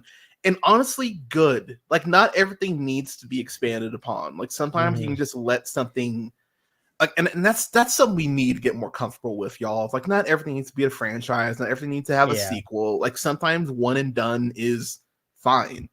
And this is one of those cases where I'm like, I don't know if you could. Not saying this because like the writing's not great or anything, but like I don't know how you could improve on this or maintain the same level given all of the things that it pulls. Like it would kind of be like if someone was like, "Oh, Donald Glover, do another season of Atlanta." I'd be like, "I don't think you need to, man. Like I think where you ended it is great, and I actually would prefer you don't fuck with it." I want to get on to I want to get back to I want to get to Will Reeves, who Luke Gossett Jr. I was like, what? Luke Gossett Jr. is in this? Yeah, he absolutely kills it in this show too. Like you were talking about how like a lot of this show, like especially if you're like imagine like putting yourself in like the headspace of watching this weekly, like you don't really know what's going on. You don't have all like the pieces yet. But there's like a line that's probably like one of my favorite lines in this show, and I think it encompasses the comic as well. But he says like when he like meets Angela for the first time, there's a vast and insidious conspiracy here in Tulsa. If I told you about it, your head would explode. So I'll have to give it to you in pieces. And that's the show. That's the show in a nutshell. And like this show, like the biggest compliment I can give to it is it is so like rich and rewarding on rewatches because the foreshadowing and like little hints to things are like so they're there. You just don't see them when you're watching the first time. But like watching it again, like has been like one of my favorite like rewatches probably because it's so good how they set things up or like have things like right in front of you. Like what's the thing in The Prestige or stuff like that where like Oh I yeah. have to show you this so Yeah. you're not looking at this. Yeah, I think Bradley has kids older than Brandon. Is that true? Do you? No, I don't think so. No, I don't Okay. think you do. I was like, damn, I'm gonna feel like kind of old there. I was so Canada doing the math. He's like, wait, no. Crunching the Oh, numbers. shit. Right, exactly. So I think you're right. So it's funny how, and I know I keep going back to this, but Lou Gossett Jr. He's really kind of playing the Carl Lumbly Winter Soldier, Falcon and Winter Soldier role in the sense of this guy who shows up and you're kind of like, okay, I know you're significant, but how are you significant? And I love the fact that when he meets Angela, he looks her right in the face, like, oh yeah, I killed your friend. And she's kind of like, and she's kind of looks at him like, bullshit, you're in a wheelchair, you didn't do anything. And the way that you find out how he killed him, I was like, oh man. And it leads to Project Cyclops, right? Yeah. Yeah. The Cyclops. So okay, I'm happy you brought that up because episode 6 is where we so I mentioned it. Episode 6 was the episode that kind of broke my ass where I was just like, oh, god damn it. So yeah, episode 6. So actually episode 5, pardon me, ends with Looking Glass diming out Angela to Jean Smart's character. You find out earlier in the episode, it's one of the first things they show in episode 5 that Jean Smart's Laurie Blake has put a bug on their desk in the cactus because of course that's we're the FBI, we bug shit. And honestly, I almost appreciate how like nonplussed she is about it. She's like, yeah, oh no, we're FBI. We don't like. I think people forget. Like, I think people forget about that. How like Obama just basically came out and went like, oh yeah, we'll hack your phones if we want. And it's like, wait, what? It's like we're just like rewind. Hold on. Yeah, but honestly though, I weirdly would rather have that be common. You know what I mean? I almost rather have that be common knowledge than, decades later we find out it's like, oh, you didn't know we were doing this? Like, haha. So respect, kinda, I guess. But but the way that he dimes her out, first off, cold as shit. The way he does it, I was like, god damn. I was like, that really sucks. But then let me be clear, your phones are getting tapped. Yeah, exactly. but at the same time, where he finds out about the whole conspiracy and everything, the episode ends with Angela taking these pills, chugging these pills. Pardon me. Now nostalgia. Were those in the original comic? I couldn't remember. They weren't, right? Pills? No, I don't believe they so. weren't, right? Well, I believe that in there the were drug series, addicts, but not. Yeah, that it's like outlawed. Like it's not a thing anymore. Like you can't really get these anymore. But so I will be the first to admit when she took all the pills, I was like, oh, that's not good. And then that's what leads into episode 6, where we get the origin of Hooded Justice. And I will say, man, the amount of notes I have for episode 6. So it starts off with a young Will Reeves becoming a member of the police department. And so first off, the fact that they have all the white officers going around, like the captain and everything, going like shaking everyone's hand, and they just go right past Will. First thing I was like, okay, cool, fuck y'all for that. Yeah. Let's get that. let's just get that out of the way. But then the black captain goes up to Will and shakes his hand and whispers in his ear, "Beware the Cyclops." And I was like, okay, that's ominous. Okay, I'm assuming that's going to come back. And yes, and you noticed the sign that you made, Brandon, that's a sign that several white people make during this time in the show, which you're like, okay, that's weird. What's going on? And then when you realize what Project Cyclops is, I was like, oh, that's fucking horrifying. And it's and it's one of those things where it always makes me laugh when people act like things like this are so like far-fetched, you know what I mean? Or it's like the way that, I'll just take this as an example, the way the Black Panthers have had their reputation dragged as far as what they were initially meant to do. And how Reagan dropped everything to go after the Black Panthers, but the Klan's over here causing more damage. And he's like, oh, well, that's fine. You can draw your own conclusions as to why that is. But the Project Cyclops thing legitimately scared me, and it's very Proud Boy, QAnon, like very much in that Tiki Torch. Yeah, like it's very much in that vein. And it's so weird that this show came out 4 years ago or 5 years ago, and it's like it's probably aged better now. Like I'm weirdly happy that I watched it this year, just because given everything that's going on.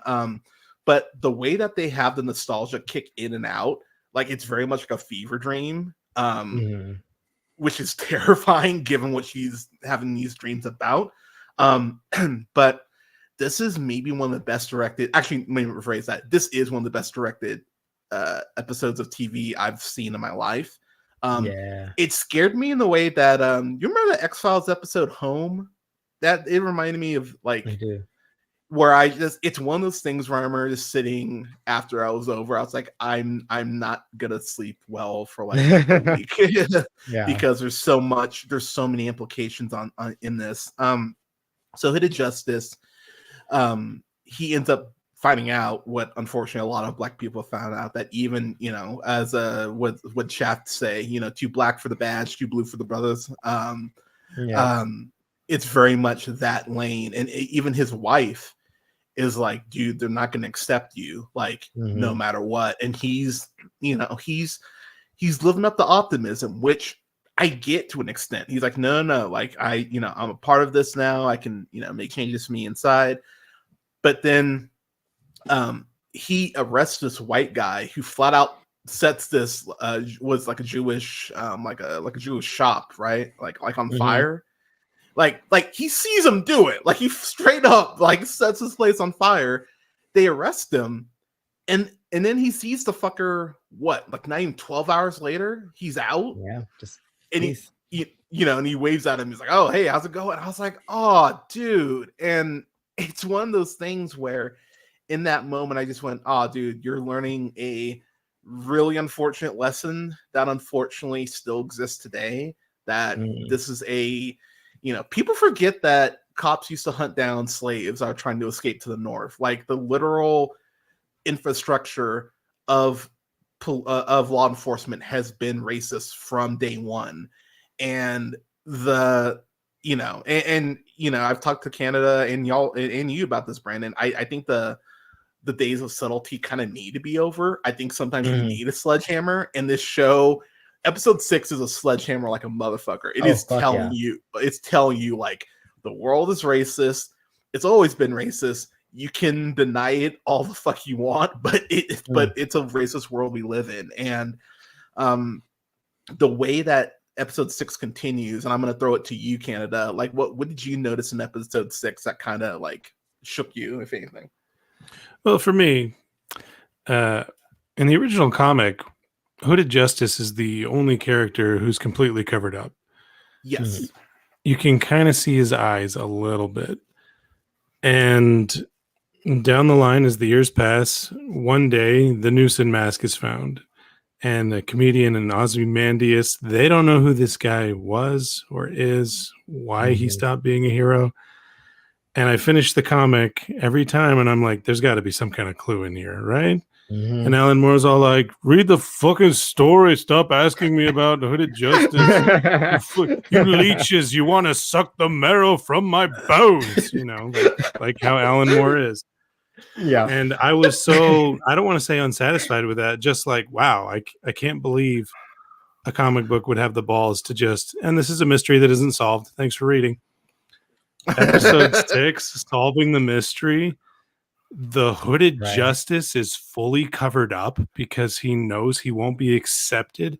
And a part of his outfit is a noose around his neck. Jesus Christ. Yeah. I like, the Jimmy Neutron brain explosion all over. And my wife, who's never read the comic, is all like, "Are you okay?" And I'm just like, yeah. How did they write this? This is incredible. And then I thought, oh no, the internet's going to cry and bitch about it. They're going to ruin it. I'm not going to go on the internet. Yeah. But then after like a month, I went on the internet and people were like, we fucking love the Hooded Justice reveal. Yeah. This is the most brilliant writing we've ever seen. Really? Of course, this is the Hooded Justice. And then, just more and more people were pointing out. And I think even Gibbons, who did the artwork of the original Watchmen, called it like a masterpiece. And that made me happy. Because not everybody who works with Alan Moore is a bitter, angry, Right? And no shade on Alan Moore. I've actually read a lot of Alan Moore works that I adore. And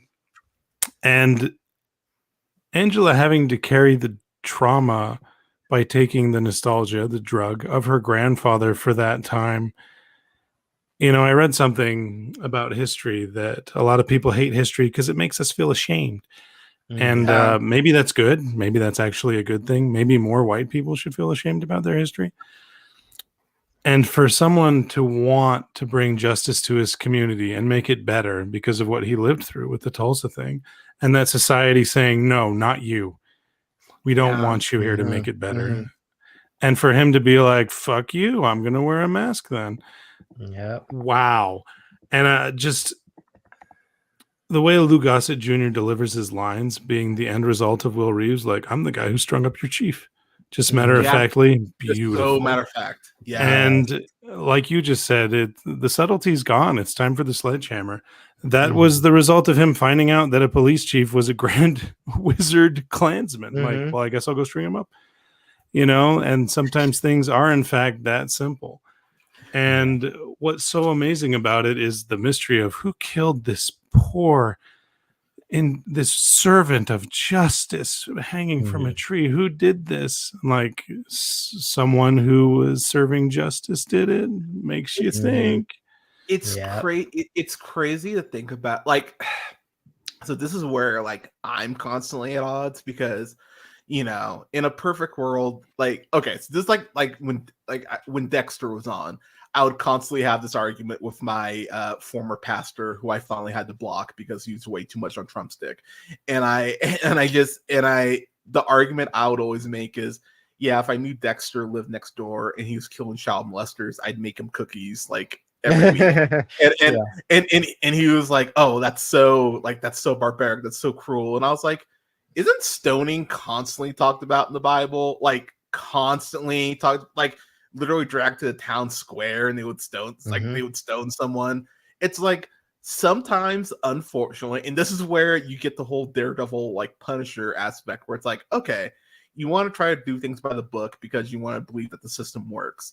But what this episode shows is, yeah, the system works for certain people, doesn't work for everyone. So then it's like, where's that line between you trying to do it the quote right way versus, oh, look, someone burned down this Confederate statue. Womp. Like, I think people forget, what was it, a month ago that Jackie Robinson statue was flat out like sawed off? Like, that just happened like a couple weeks ago and barely anyone covered it. It's like, y'all, like, and given the month it's in, like, you really think someone wasn't trying to send a message by doing that shit? It's like, come on. And it really just proves the episode's point that I think as the royal we were way too, white people in particular were way too proud of themselves for Obama getting 2 terms. And it's like, it's like, hey, like I said, racism's over. We did it. We won, guys. It's done. I love that Bradley Whitford, get out joke. It's like, I would have voted for Obama a 3rd time if I, but Brandon, like, you can speak to this, man. I think you've had you've had white people try to like, like overly correct with you, like, and you're just like, oh god, like don't do this. Just treat me like, a regular, like I I constantly have had white people try to do like this shit with me, and I'm like, don't do that. Like just just give me some dap. It's fine. Like don't overcomplicate this shit. Like, just like Neil Patrick Harris character in Undercover Brother. yeah, exactly. It's like don't do that shit. And but when Will, rightfully so, it's like, dude, what the fuck? That guy just left, and he's like, I'm trying to protect your skin. Like you need to like just drop this. It's like, wow, and that's someone who's supposed to be upholding these laws. And God, the afternoon. I'm assuming this is Josh. Just put in the chat. When I kissed my first white woman, that's when I knew racism was over.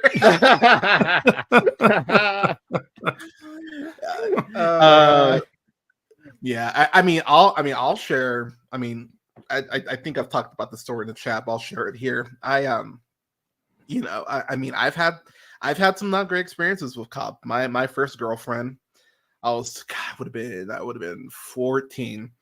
Her and I are at the movies. We're walking out of the theater. Cop legit stops us outside the theater and is like, "Miss, are you okay?" And she's like, "Yeah, I'm fine."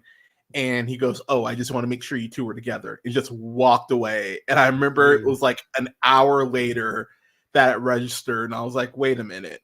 And I remember talking to my mom about it, and of course, like the first thing my mom wanted to do was like, who the fuck was, But I was like, I was like a white cop. I don't know. I don't know what he looked like. But it was like in that moment, and this is on the fucking, this fucking California. You were supposed to be liberal California. And I'm like, oh, fuck, that's not good.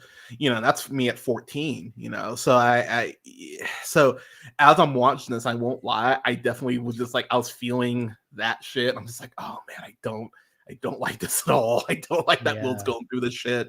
And the conversations he's having with his wife are very, unfortunately, real conversations. Ask any Black person like you've had the conversation about how you act when cops are around, and how you try to do nothing to draw attention to yourself or potentially get hurt and just try to get home, which the fact that those are conversations we even need to fucking have tell you all that you need to know. When Will realizes the scope of Project Cyclops, that for me, again, terrifying. The glee I felt though when he busted into that warehouse and just started like killing all these racist white people. I felt like I won't, like, I know Glee is a bit fucked, but honestly, Glee is what I felt. I was just like, yeah, this is great. When he goes to shoot the last white guy and he's out of bullets, I was like, no. I was like, curses. But you can only do your best, Yeah. With the tools provided. Yeah. I mean, true. But oh man, one thing I love, and it's a very subtle thing, but the how Will's origins actually kind of mirror Superman, because they have the Action Comics Easter egg with that person reading the Action. I thought that was a really clever little connection there. I was like, I like that. I was like, I like that a lot. I know we talked about Bass Reeves. It's really ironic. There's a Bass Reeves show now, apparently. Yeah. Who is it? It's David. Who it is? David Oyelowo. Yeah. I heard good things. I've not watched it yet. I haven't either, but yeah, I've heard really good stuff about that, and that actually makes me. I know it's a Yellowstone show, so that does kind of make me like, is it crazy? really? That Yellowstone universe is huge. It's so weird. I would not have expected that. Yeah. I have several friends who watch it, and I'm like, oh, all right, like cool, I guess. Like it's definitely just not made for me. It's just one of those things. I'm like, I don't think I'm ever gonna watch this. But but the fact that you realize that he used that Will used Project Cyclops tech to get Don Johnson to kill himself is such a what sort of reveal. I was like, oh, that's wild. Like that he used the tech that was oh, like it, and the way that they actually show the scene and shoot the scene, I was like, this is insane. Like, because he gives him that little bit of time to actually talk to him before he hypnotizes them again. You're just like, oh, that's cold blooded. Like, it's so like, Brandon, let me throw it back to you real quick before I make one more point. Like, yeah, kind of your thoughts as far as the. Oh man, episode 6. I mean, I echo everything that you guys have been saying. Like, it's stellar television, fantastically directed. The Hood of Justice reveal is like such a good reveal. Like, there's a bunch of reveals in this show, but like that's like it's so well done. I have to shout out like the actor who plays young Will. I think his name is I don't know if I'm saying this right. Hoven Adepo. You may have seen him in Overlord or Babylon or Fences. Oh, that's right. He was okay. I was like, he looked familiar. It was bothering me. Okay, thank you for that. Fantastic actor. Like, I don't know if he was nominated, but like he should have fucking won like for guest actor or something. But one of my favorite aspects of that episode, you mentioned it a little bit, where like Angela is like fading in and out like of this nostalgia. A bunch of memories are like happening and overlapping. And funny enough, it kind of mirrors how Dr. Manhattan views the world, because he's always in the past, but also in the future. It's September 16th, 1984. I'm eating a bagel. Stuff like that. So I really enjoy that aspect of the show, of that episode. I mean, and of course, it being in black and white the whole time is beautiful. This is one aspect we haven't touched on yet, but goddamn, Trent Reznor and Atticus Ross's score for this show is like godly.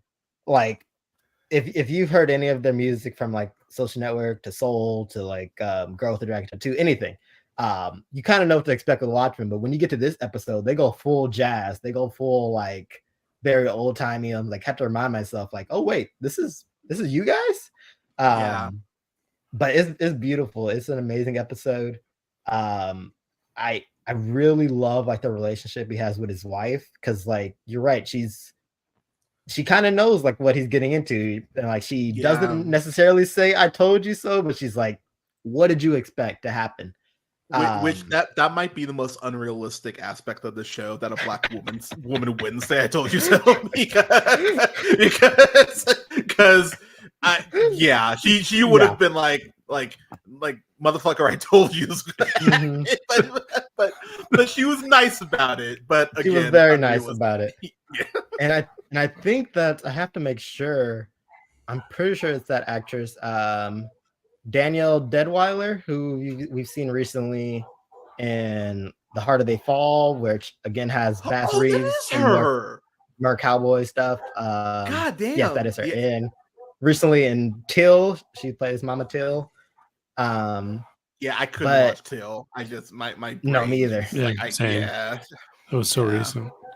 Yeah. But like she is fantastic in this. He's fantastic in this. And the part that I really love, where she kind of makes the switch, where she's not supporting him anymore. She's like, yo, why are you still doing this? Like, you don't have to do this anymore, and stuff like that. And at this point, he's with like the Minutemen. He's I mean, we haven't mentioned this either, but Hood of Justice is technically kind of like the first, not only the first superhero, first black superhero, but also the first gay superhero. Like, he's closeted, like he's hiding that from his wife. He's sleeping with Captain Metropolis. And so I think this episode is like a great parallel to what we see during the whole show, is like where they have this fake show within the show, American Superhero Story, which is very much getting on Ryan Murphy. And which I think even like they make fun of Snyder a little bit too, because like, they definitely make fun of Snyder. Like, I would say the focus of their Venom is definitely Ryan Murphy, who I have at length talked about why. So I'll be real, man. Like, I really hope that there are more gay creators who rise up and end up being great, because Ryan Murphy seems to be able to just go like, I'm gay, don't criticize my shit. And it's like, well, like a lot of your stuff's problematic. Like, I don't see most of your stuff is problematic. That Dahmer show, I don't get it. Like, it's like, and I had friends being like, dude, you have to watch this. I was like, I'm not watching this shit. I have no reason to watch this shit. Who's the guy who's Captain Metropolis? Thank you. Yeah, Captain Metropolis. that scene in particular just made my blood boil, where he's like, he literally says, "You're gonna have to solve this black issue yourself." And I'm like, "You fucking asshole!" like I was yelling at the TV. I was like, "Fuck you!" It's like you said that you believed in what he wanted. He literally says, "I'm afraid you're gonna have to solve black unrest on your own." I was like, "I fucking hate you, you piece of shit." And for then him to have the balls to go, "It's a shame you always have to wear your hood, that they can't see how beautiful you are." It's like, wow. It's like there's so many moments in this show, in this episode in particular, I was just like grumble, God damn you. and I was cursing Brandon, but cursing myself because I was like, Brandon warned my ass. I was like, I should have listened. And it's like, but then it's like, fuck you for being a racist asshole. it's like this isn't my fault, it's your fault. But it's just me being very, very angry. We haven't mentioned this yet, but the way there's several shots. One shot in particular. I think I know what you're talking about. There's what I call the "I'm sure" shot. So there's a shot of Angela in the mirror, but she's seeing everything from Will's perspective. But she occasionally kind of morphs into the part that he's in, and we haven't talked about it, but there's an actual point of view sequence where Will's about to be hung by these cops who, they're very much like, "Oh, come on, come get a beer with us." And he rightfully so, because I was thinking the exact same thing. I'm like, "Fuck no, I'm good, go away." And so he keeps walking. It's like, "Oh, come on, we really want to get a beer." Nah, I'm cool. Like, go away. And then he ends up he's just trying to get away, and they fucking corner him in this alley. And you literally see a lynching from Will's point of view. And I read some reviews from people. All right, I was gonna try to be nice and not go off on IGN, but I kind of have to in this place. So I still remember when they rebooted Tomb Raider, which is fantastic, by the way. 3 excellent games. And one of the things that pissed me off is that there were people who were like, "Wow, Lara Croft almost gets raped and she shoots that guy point blank range in the head with a shotgun." I feel like that was overkill. It's like, what the fuck did you want her to do? Get raped? It's like, you fucking assholes. and so it's like, you can talk about these issues, like, again, the whole subtlety thing, like, because what was, I think it was Mississippi just outlawed lynching like last year. Like, I think it was Mississippi. Damn. It's like, this is why there are shows like this, because this shit's still happening. I mean, I remember when I was still in Texas. I mean, this would have been like 10 years ago, but there was still like nooses being hung and that being in the news. It's like, oh wow, it's a Tuesday in Texas. Like, this shouldn't still be happening. And that scene is so intense and it's so uncomfortable. It oh man, I was so fucking angry. And what they say to him, like, stay out of white people's business. It's like, it's like fuck all of you. And so when you realize that's why Don Johnson got killed, I was like, oh, okay, yeah, that's fair. Like, fair enough. Like, I was like, he was just finishing the job. That's all Will was doing, just cleaning up, finishing up what he had to do. Well, it's crazy too, because you have that whole concept of like, at one point, because I think I was reading an article about this like last year, where it's like, because there were still people who helped with the Nazi party who were getting arrested, like in their 90s and shit. And people are like, "Oh, what does it matter now? They're 90." It's like, I'd still arrest a racist at 90. Are you kidding me? Like, it's like, especially a Nazi, Yeah, it's like, it's like, this isn't connected to illegal activity, everybody. Yeah, it's like there is no like time limit as far as when, as far as accountability, which oh god, saying that out loud just feels great. You know what I mean? It's like, in some states there is. Yeah, right. Yeah. You're not wrong. Well, it's like I posted when Sean Connery died. You know, I can't remember exactly what the post was, but it was something like, oh, you know, like women will feel a little safer because Sean Connery's not around to like smack the shit out of him. And one of my friends was like he just died. I was like, so I was like, Sean Connery at points talked about how he hit women and was like proud of it. It's like, I'm sorry, does being dead absolve you from all the bullshit you've done? Like, he's not around, he doesn't give a fuck what I'm saying, you know. So but Right. to Will's point, him living through all that and having to carry all that, I 1,000% agree and understand why he did what he did. I was like, nah, dude, yeah, because how do you reconcile all of that? And he lost everything because of that. Like, I mean, yeah, his marriage like definitely was not in a great place anyway. But the scene in particular that gave me goosebumps is when their kid puts the noose on and the makeup on, and he just loses his shit. I was like, oh no. And like that switch, the way that flipped, I was like, oh wow, like that's some shit. But then it really does speak to the whole sins of the father aspect, as far as, you know, and I think this is, I don't want to say is unique to Black families, but there is definitely, you know, that aspect of generational trauma that you carry down, and how you reconcile with that. And Angela having to reconcile with that as far as why she became a cop, because Angela has her own tragic origin story, which when they revealed that, I was like, y'all just can't catch a break. I was like, this family, I was like, oh my god, because her story really is as tragic as his is, just in a different way. Like, yeah, Brandon, can you speak to me on that, man? Like, I mean, what you just said like reminded me of a line that Gene Smart's character Lori says to Angela when they're driving to go see Lady True. She's like, you know, people wear the mask, you know, to hide the trauma, to hide the pain. And then like Angela's like, I don't wear the mask to do that. I wear the mask to protect myself. And she's like, right, from the pain. And like, of course, Lori knows this. She's not true to this. And like that's one of my favorite aspects, just to like side note love.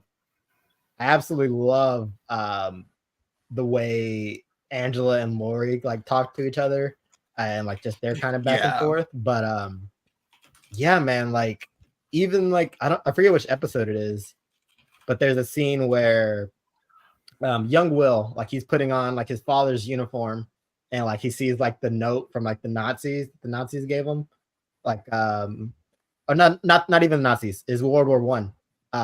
He sees like the note that was still in his pocket, like where the Germans were like, Black people, why are you fighting against us? You don't need to do this. And then like his dad almost kind of reacts the same way, like snatches it from him, like take the uniform off. And yeah, I don't know. I think it's just like another super strong theme in this show that is like super prevalent, like trauma. Trauma creates superheroes, and superheroes are all about their trauma. Like we even have like that one scene where Angela finds out like her ancestry and like goes to like that place where like refordations happen, right? Like you get to like find out more of your stuff. And refordations is basically just reparations, but in this world. And she finds out like about Will, and like she sees her great grandparents, and like there's like a scene, and it's straight up kind of like almost foreshadows this episode where she like kneels down, and like child Will's face is like in front of her face, and like it just really blends together for a moment. I love that shot. And so yeah, it's just like everything that you were saying, man. Like the trauma is a part of these people, and like whether they want to get away from it or not, like it's a part of them. And the main thing is how like you deal with that trauma, and how you like I don't want to say use it, but like I mean like you use it as a superhero, or like as a person. I will say too, this blew my mind. This was oh my god, I love what Lori's origin is as far as who she is. I was like, oh fuck, what? Like when they revealed that, because the comedian is a piece of shit. Like it's very common knowledge that the comedian is just terrible. And then when you realize like her connection to Silk Spectre and the comedian, you go, oh wow, so if Hooded Justice isn't there, this is Yep. actually worse. So it's like, wow, so Hooded Justice actually, like, the whole butterfly effect aspect, you're like, oh, so because of him, okay. And in realizing that Lori has her own history of wearing a mask, you're like, oh, okay. Because there's this amazing sequence where they have the funeral for Don Johnson's character, and this guy shows up with a bomb on him. Angela goes ahead and reacts fucking quickly too, by the way, and like saves everyone. And then her and Lori end up having this conversation, like in this, like by the gravesite, and it's very much like a chess match where she's basically like, "All right, like I know you're onto some shit. Like it's just a matter of like me basically putting two, like, but it's so matter of fact, and it's like the nicest way you could threaten someone, honestly. like it's like, I know there's something going on. My favorite bit in that scene is when Brandon, you froze.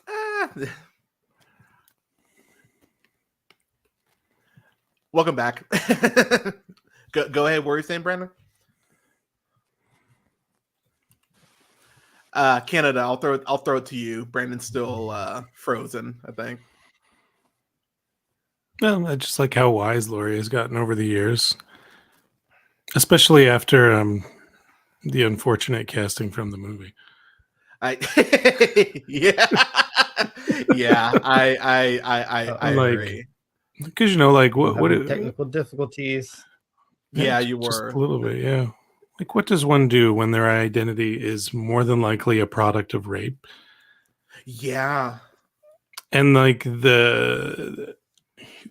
like, oh no, well, they just shouldn't know that.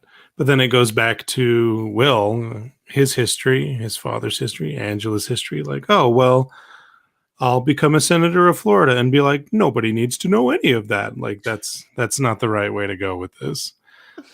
but I mean, you're not wrong. But then, like, I think the scary thing about that too is like, how do you reconcile that too? Because it is part of, it is part of who you are. It's something that you have to. I mean, we all have our, our traumatic, things. And I mean, I will be the first to admit there's definitely been there's definitely been some things where I've been like, oh wow, that was something that I kind of pushed like deep down, and then on occasion something will come up and I'm like, oh, and it's kind of like, oh, I don't really want to think about that, but now I am, and oh shit, how do we how do we kind of, like, one thing his wife says it, she's like, you're an angry man, William Reeves. And that's something in the last really when Trump got elected last time, I'll be the first to admit I didn't realize I was like that angry of a person until that 4 years. I was like, oh my god, I was like, I fucking hate everyone who voted for this guy. And trying to like have people reconcile with me just pissed me off more, because I'm just like, why? Like, how do you vote for someone this vile and shitty? And then when people try to justify it to me, I found myself getting more angry. I'm like, fuck you. Why are you and so when Will is just kind of snapped, and he rightfully so was just angry, I was like, I get why he's so pissed off, because he's trying to make things better. He's literally just trying to do his job, and he's not allowed to do it because of how he looks. And it's like that would piss anyone off. I've talked about it before with, the whole, black people being called lazy, and yet the amount of hoops that we have to jump through just to even be on somewhat neutral ground, it's exhausting. And so, like, from his perspective, I just like, it's crazy how much I think this dives into it. Since we haven't talked about him yet, and you're the you've read it. We haven't even talked about fucking Jeremy Irons, who, oh my god, like I don't know if you could get someone more perfect for that role than Jeremy Irons. Like he's like, it's so weird how you see him in like Batman vs Superman, and you're like, okay, you're like, you're here to get a check. I can't blame you, but but you know what I mean? Like he's still good, but also like he is good, but he's not giving really much of anything other than to explain to Bruce what common sense is. Yeah. If someone if someone can commit a crime, we have to 100% take care of that. That's everyone, Bruce. That's literally everyone. You freaking weirdo. We're talking about Batfleck. Yeah, so we're talking about how we haven't talked about Jeremy Irons is perfect. But oh my gosh, yes. Yeah. So okay. So his connection, because I was sitting there like with the lady trio, just like, okay, how are they connected? Because there's this point where you see a statue of him, and Angela even kind of makes this retort about like, he looks old. She's like, well, unlike y'all, we actually, respect our history. And I was like, okay, that's interesting. And then when you realize why he looks old, I was like, oh, you bitch. I was like, yeah. And again, mind blown moment. I was like, because I'm sitting there, I'm like, wait, why is he? Oh my god, it's him! What? And just like, I really wish that's like another one of my favorite reveals right there. I wish I would have done like live reactions to this, like facially, because I was like, what? Like, but his whole thing about being on this planet, what's the name of the planet again? Remind me. Is it Europa? Yeah, that's it. That's right. Where he's just being one of Jupiter's moons, right? Yeah, where he is just being worshipped. Like he has the easiest job in the world. He's just being worshipped. Yep. And he with no consequence. And he hates it. I was like, that's so wild to me that he's in a spot where he literally has to do nothing and he can't help himself. And it's like, and I don't know, like, and I'll throw it to you first, Brett. Like, is there that, like, and I'm gonna equate this to boy bands, but stick with me here. Is there a point where you're just so loved that you're almost like sickened by it?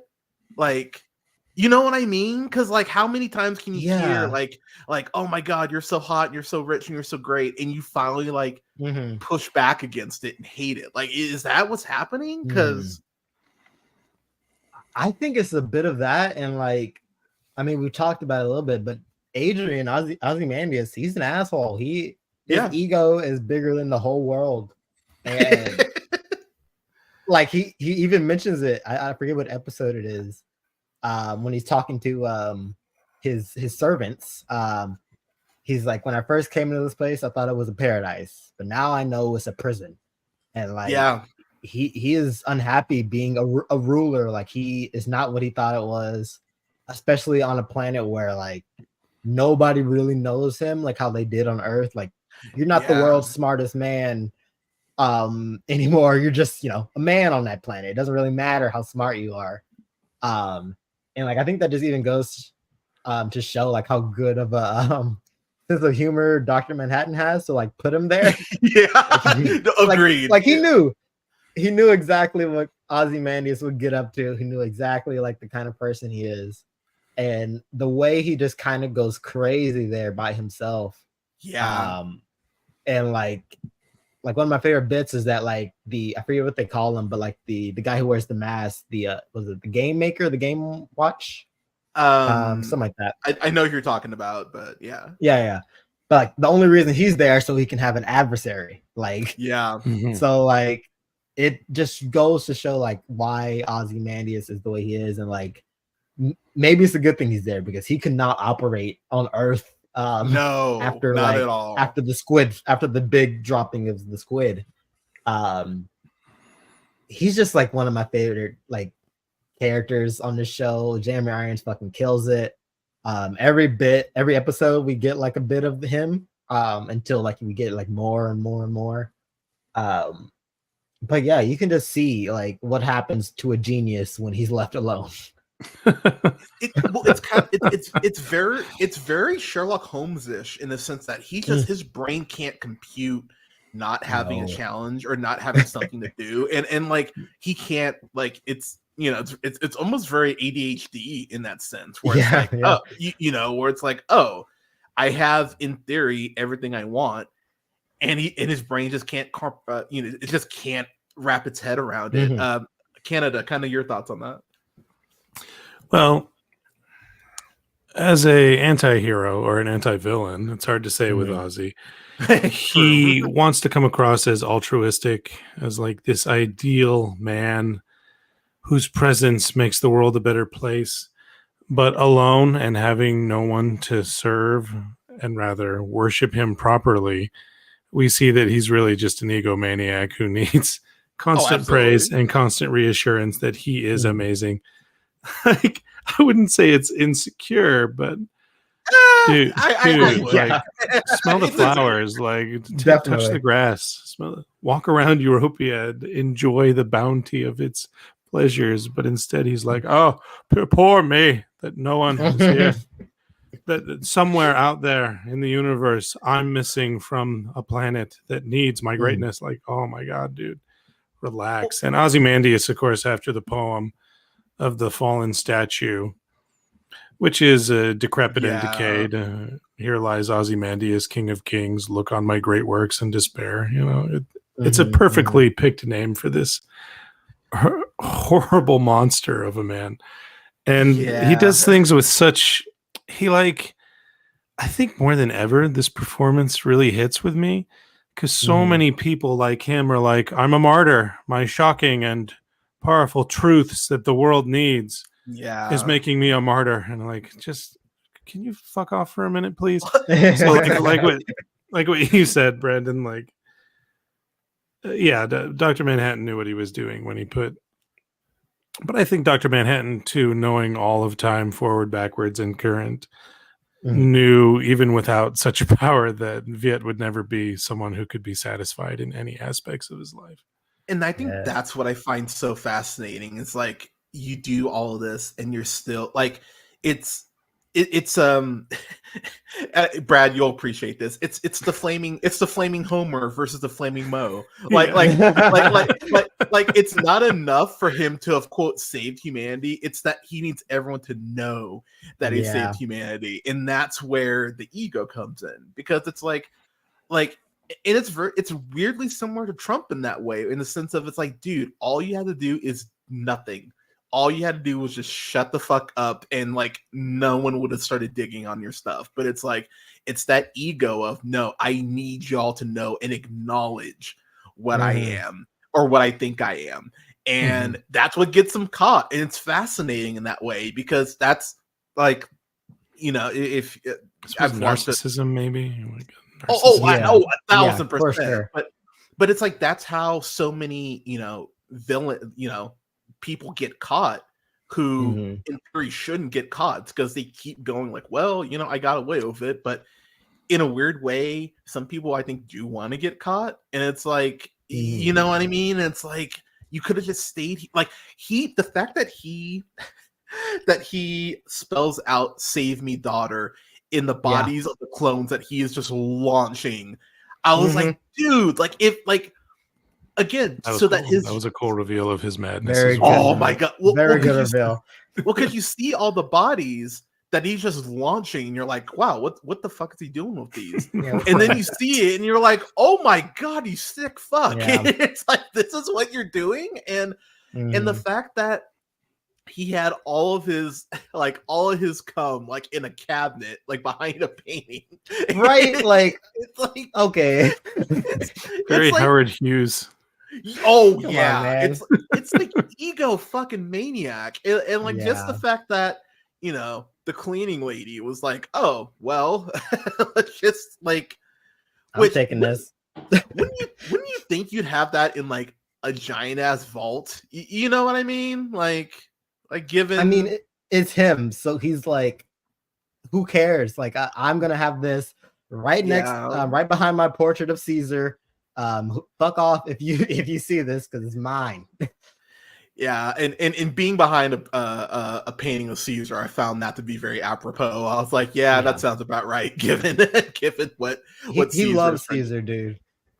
which again makes a ton of sense. It's it's like when people go like, oh, like Castro actually had a lot of good ideas. It's like, oh, that's all I need to know about how you feel about things. Yeah. Getting the episode 9, because I did want to touch more on that. Okay. I think this finale is about as perfect as it can get.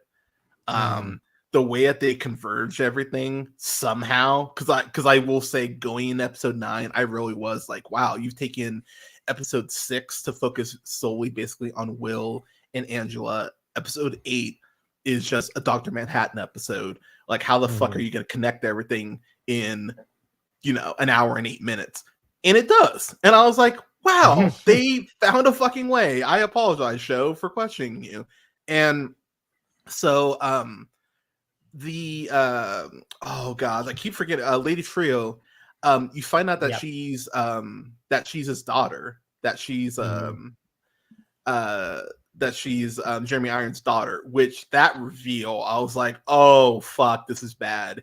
And like, and also just a very good rule of thumb, people, like most tech companies, I say this as I'm using Google Chrome, but but on my Apple product, right? But most tech companies, there's usually something not good, and the fact that you see this giant like monument that's been built, as soon as I saw it, I remember going, "Oh wow, so that's going to do something terrible," and and when you find out what it is, I was like, "Oh yeah, that tracks. This would be something terrible that someone with this much money would do."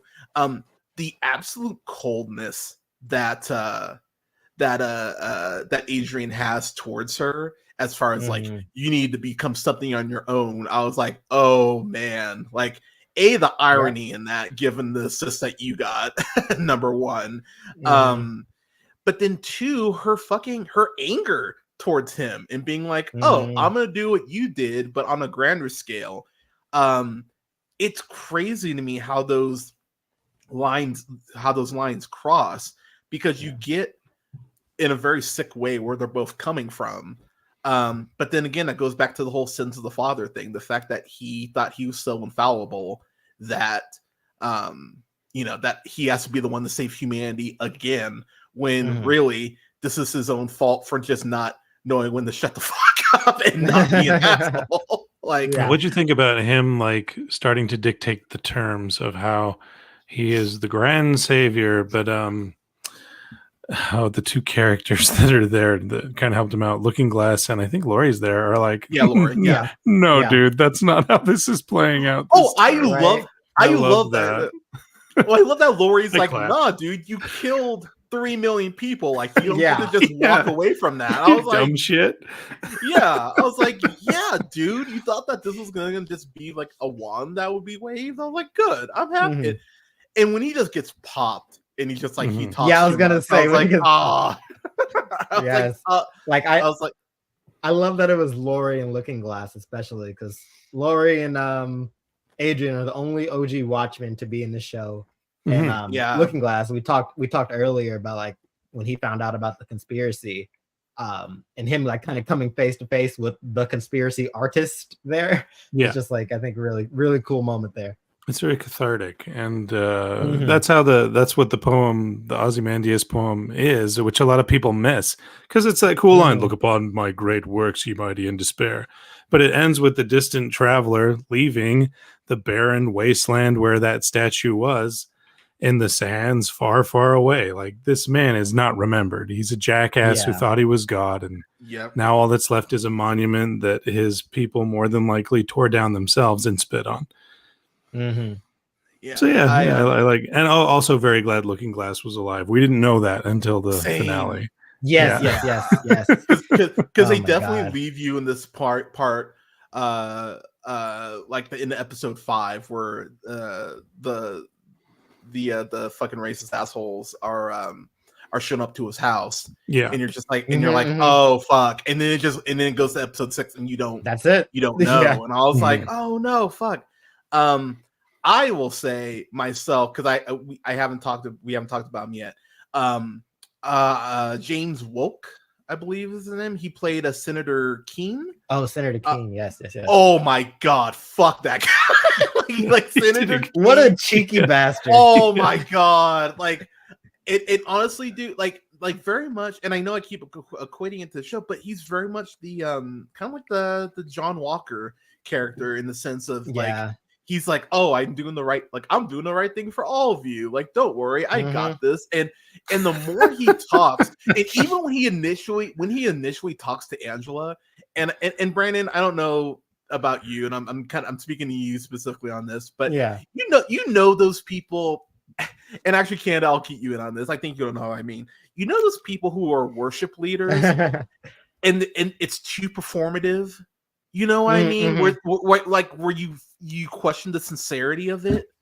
You know what I mean? Like that's all I thought when he first met Angela. Like, oh, nice to meet you, ma'am. I was like, oh, you say the N-word in your car, don't you? I was like, I know white people like you, and I was like, no, you're shady. So when it's revealed, like, haha, I want to be Dr. Man. I was like, oh, you fucking ass. I knew it. I was like, you piece of shit. And even when he's talking, I know I mentioned it earlier, but when he's like, oh yeah, it's hard to be a white man in America, but don't worry, we're gonna course correct that. I was like, oh my god, I hate you so much. Like, I was like, this is every Fox, this is every Sean Hannity opening, every Tucker Carlson opening. Just like it angers me so much because you hear this, like, this is the playbook. Like, it's straight up a playbook at this point, and you hear this shit over and over. And for him I mentioned in the chat when he flat out goes yeehaw, I was like, oh, I fucking hate this guy. I was like, I already didn't like you, but you're just trying to make me hate you more. Very satisfying character arc for him. The way absolutely, his character goes out. Yeah, I mean, there's nothing like a good death for someone who deserves it. And yeah, when he gets off, I was very happy. I will say too, seeing the squids come back at the end, was really fucking cool. And I know we've talked about her, but Angela is such a smart person in the way she actually gets away from that. I was like, okay, that's fucking clever. And then you realize that Dr. Manhattan had, which I thought was actually very clever, because you see, they talk about how with the lithium, it's throwing him off as far as where he's at in time, and like it's fucking with him. But he was able to transport their kids to a safe location, but he doesn't know where they're at, and so you're kind of like, oh shit, like where did he transport the kids? And of course he transports the kids to the theater that we see at the beginning of the show, and I was like, of course that's where he sent them. And you're like, oh my god, just clever motherfucker. And then we get these flashbacks between Will and Dr. Manhattan that are so, it's crazy. I mean, we know Dr. Manhattan is Dr. Manhattan, but for him to know that, okay, there's only kind of one way this ends for me, but we need to end up here, is such a wow sort of moment. And the way that that Angela and Will have kind of this last conversation, the line that he drops that flat out made me have to pause the show. He's like, you can't heal under a mask, Angela. Wounds need air to heal. I was like, holy shit. That's the show. Yeah. Like, that straight up is the show. Like, in a nutshell, if you could use one line, like, that's it right there. But then on top of that, after that, the show goes, so there's this argument that Angela and Dr. Manhattan have in episode 8. And I actually appreciate, because Dr. Manhattan's like, oh, I'm Dr. Manhattan again. Fuck, I'm hungry. I'm gonna make some, he turns into donkey. Like, I'm making waffles, and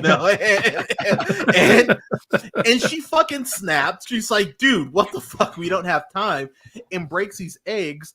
But then it flashes back to something that they were talking about in the bar. about eggs and how he could technically create matter and transfer himself, his powers to this egg if he wanted to. And they go back. She goes back to clean everything, and there's one egg left. And I was like, "Oh, Yeah. you brilliant bastard!" Like when they showed the egg carton, I was like, "Oh my god, there's one egg left, isn't there?" And I was like, Joe, why are you so smart?" And so I love the fact that we don't see her walk on water. They do just enough to make you go like, "Yeah, she's gonna walk on water." And this is one of those cases where you don't have to show everything. Like sometimes it's enough to just give you all the breadcrumbs to get up to the point. And that last shot is so fucking cool with the implications and knowing that she could really make change in a positive, way. Oh gosh. One last thing I wanted to bring up is I love how the racist white people are about to get killed, and they don't even want to hear the speech at the end. They're like, they're just like, we don't want to know we're pieces of shit. Just go ahead and kill us. And she basically goes, "Oh, don't worry, I'm going to." It zaps the shit out of them. I was like, oh my god, like as far as a death, that is a fucked way to go, to just be zapped out of existence. It's like, god damn, but also so satisfying. Like I cheered. I won't even lie. I paused. I was like, hooray! Yeah. Put it on repeat. Yeah. And the way the senator goes, I know we talked about that, but his death too is just fantastic. It's such a villain thing though, because Angela's nicer than me, because she flat out tells him like all this tech is hers. You don't want to push that button. And the senator just like, like he calls her black bitch, might I add, by the way, before he dies. Like she actually gave him a chance. It's like, no, dude, you're gonna you don't want to do this. And he's like, well, black bitch will shoot you down right now. It's like, all right, dude, you deserve the smoke. So I was very happy. But as we wrap up here, because wow, this did not feel like 2.5 hours. Jesus Christ, that was quick. Like any other things y'all want to bring up? Because I'll be honest, I could talk about this show for 4 hours. But yeah, anything else y'all want to bring up? Just kind of rapid fire. Canada, I'll start with you. Well, I know a lot of people are like, "Buh," about the ending because they feel it's ambiguous. I don't think it's ambiguous. I don't think it's ambiguous at all. It's shot the way it's shot because it's her choice, and she realizes that it's her autonomy and her choice whether she walks on the water or not. Two, it's Lindelof paying tribute to, one of his good friends, Quentin Tarantino, like, look at this sexy foot, huh? right. And three, it's supposed to make the wrong kind of people nervous. Like, Angela's a god now? That's not good for me. Like, hold on to that feeling and change. Hold on to it and fucking change. Because you can. And this is your opportunity through art to realize maybe a flaw in you and fix it. If I don't want her to be Dr. Manhattan is your feeling, change. Yes. That's all I have to say about this brilliant. Well, that clearly wasn't all I had to say about it, but that's my closing sentiment on this brilliant show. The best continuing work from a separate medium in a story I have ever seen. And that includes like Lord of the Rings for me. Wow. Totally. That's high praise. And I gave all those films 5 stars too. So yeah. I will say for myself, because I'm gonna save Brandon, I'm gonna save you for last, sir. I've been saying this a lot more recently with stuff like Meat Mayhem and like American Fiction and Godzilla -1, Robot Dreams, to name a few. It's so cool doing this and having genuine admiration for art. And this is why the comic book medium, when people go like, "Oh, it's dead," it's that the buzzwords and woke and all that. Because I didn't look at any social media reactions on this because I didn't want to get pissed off all over again. Because I could just hear people go like, "Oh, like hashtag not my Watchmen." Like I So I'm gonna say what I really said when I finished watching Promising Young Woman. Like it's something that's gonna make you think. It's something you need to reflect on. And you should want people to feel like in the same way that when I reviewed that, I was like, this is something that should be shown for every, I would say, like high school freshman orientation on. It's a movie that should be shown. Because, you know, and I'll use myself as an example. I remember one time, and I might have said this on the show. If I did, I apologize. But, you know, I remember I was going to go drinking with a friend, and I was just talking to her about it. And she was like, I was like, oh, I'll just take an Uber home. And she was like, well, you know, I'm, you know, 100 whatever. I don't want to be alone in the car with a guy at 2 a.m. drunk. And it's like, that's not coming from a place of me being like, oh, women suck. It's just me being ignorant to the fact that it's something I just didn't even think about. And what art's supposed to do is make you think from other people's perspectives and want them to be safer and want them to be better. That's what something like Promising Young Woman does so fucking well in spades. And, you know, you should want people to be more safe. You should want women to feel more safe after watching that.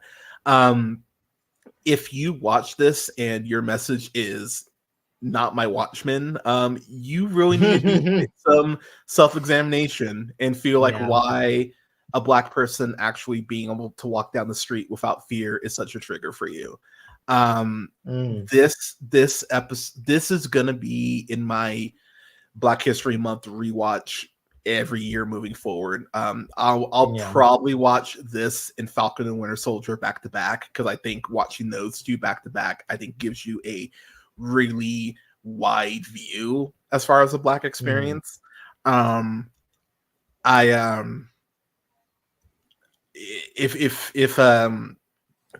I've talked about the fact I think Falcon and Winter Soldier is the best thing that Marvel has produced. I still feel that way. It's a really hard watch, just like this was a hard watch. You know, just thinking about, you know, Steve Rogers breaking all those men out, saving him. Oh my God, he's Captain America. Isaiah Bradley does the same thing, and he's literally burned and experimented on because of it. You know, I didn't mention this yet, but Megyn Kelly going off about the Black national anthem. It's like, this is what we're talking about. It's like, this is like, it's like y'all can't let us have even the shortest month without you spewing this bullshit. It's like, God damn, like, you know, and it's exhausting, you know, and it's always we don't see color. Yeah, you do.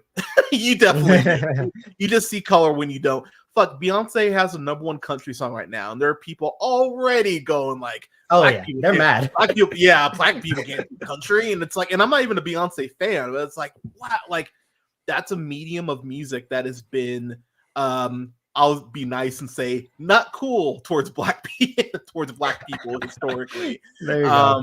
So it's one of those things where it like. This show is so relevant. It's probably more relevant now than it was when it was made, which is I think so too. Insane to think about. But this is something that you could write papers on and essays on. Fuck, we've basically written an essay on this with this review. At least 3. Easily. But this is one of the best seasons of television I've ever seen in my life. Everyone knew the assignment, as the kids say. Do kids still say that? I think so. Yeah. Sure. There's levels, you know, elevated, total goat. Lindelof and cast are built different, you know. Yeah, all the show 8. Oh God. all the terms you kids use, but I'm so happy Regina King got her because I think she won an Emmy for this too. Then yes, she did. And well deserved. Holy shit. Everyone involved in this show should be so proud of themselves and the art that they created. I stand by the fact that I'm a little concerned of how Don Johnson plays a racist, but that's the I really hope you're not. I really hope you don't have anything in your closet. But I adore this show, and just a tip of the cap to everyone involved. I figure we're all at fan-fucking-tastic, so I'm just gonna put that for everyone. I figured that was kind of implied at this point, but Brandon, I'll let you have the last word, man. Go ahead. Oh man, before getting to final thoughts, I just wanted to, because I have a habit of going back and like looking at reactions or reviews whenever I rewatch a show.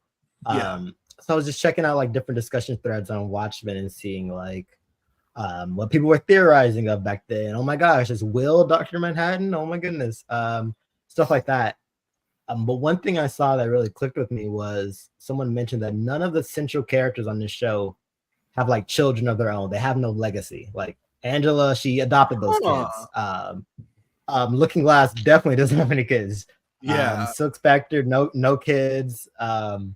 Lady True, she cloned her mother, so that's not really her kid. Which is wild, so yeah, very weird. That was such a like, what you did? Yeah, but yeah, just thinking about that and how like big of an emphasis legacy is on the show, and how many characters care about that, and like none of them really have like that main thing when you think of legacy. And I'm like, wow, that is so weird to think of, and like, and just like especially when thinking of like what even a season 2 would be for this show. I don't know that I would want to think about that. I'm honestly like, right there with you. Yeah. Because this season 1 is, or this season is just so perfect. It's like from beginning to end, nothing short of a thermodynamic miracle. It's nice. Like well done. Everything is connected, like how you were saying. Like if you're getting to episode 9 on your first watch and you're like, well, how the fuck does this all connect? And then you finish episode 9, you're like, oh, okay, that's what it does. I just got a shout out to Lindelof, cast and crew. Like I think he even said like he wouldn't be anywhere without like his writers and like creatives in there. I think he even said he had to like fight like HBO executives on like Hooded Justice specifically. So like right. We showed executives don't understand the genius of that, though. You know, they don't. But I'm so glad he got to do it. I'm so glad this show got made and exists, and that people can still watch it. But yeah, I again agree with everything that you guys have been saying. Like this is probably not even probably. This is one of my favorite shows of all time. Like I said before, like it rewards you on rewatches. Yes, it does. It rewards you if you are a comic book fan. It rewards you if you are not a comic fan or just a straight up TV fan. I think this is like a show that you should show to, I was going to say all ages, but maybe not kids. Yeah, like I would maybe.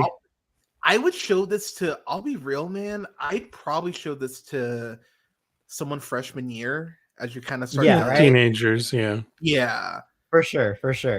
But yeah, like I think this is how you do an adaptation. This is how you do a sequel without like actually like getting the panel to screen. Like you don't need to do that. Just like as long as you have like those ideals, those themes, those like the feeling, I think it's like solid. And I can't think of any other comic book adaptation that has done it like this. And I would love to see more stuff like this where it's like a sequel to the comic, but not a straight up adaptation to said comic. But at the same time, I feel like it's impossible. Like Lindelof fucking pulled it off with this, and it seems like one of those like lightning in a bottle kind of things. But yeah, I love this show so much. The actors are fantastic. Everybody could be like somebody's favorite character. I love the show. It made me love Watchmen more. It made me love writing more. Yeah, that's what I got. Nice, man. I again shout out to everyone affiliated with the show, from the writers to cinematographers to the actors, actresses to the grips. Like everyone who was involved in the show knew what their job was and crushed it. So this was truly an experience watching the show, and it's heavy. I will say. I spread this out over like 4 days, and I think if you spread this out over, I think watching this like 3-3-3, I think that would actually be a good. I think so. Like way to, because I'll be real. Like once I watched episode 6, my brain was just kind of like, oh god, I kind of want to just throw off the ball because episode 6 just made me so pissed off. And then I watched episode 7, and I actually got like more upset. I was like, god damn it, show. But I think if you go 3-3-3, I think it will. I think you're able to keep the threads, but it still like has the intended impact. But yeah, see, I'm really happy we didn't review Moon Girl because we went almost 3 hours talking about it. So, but yeah, y'all, those are our thoughts on HBO's Watchmen. It's streaming on HBO Max. I'm not calling it Max Zaslav, you hack. Max calling to watch for HBO. Yeah, yeah, I'm calling it HBO still. it's Crave in Canada. Oh wow! Wait, Yeah. what is it? Wait, what is it in Canada? Crave. Really? Yeah. That's such a weird name. Like, It is. that sounds like weirdly sexual. I'm not sure what the Like, region. There's like regional coding disputes for certain licensed properties by Max, so it's just a completely different network entirely. It's this whole thing. I don't want to get into it, That's awesome. but it's a very peculiar. Yeah, I agree with you. It's peculiar.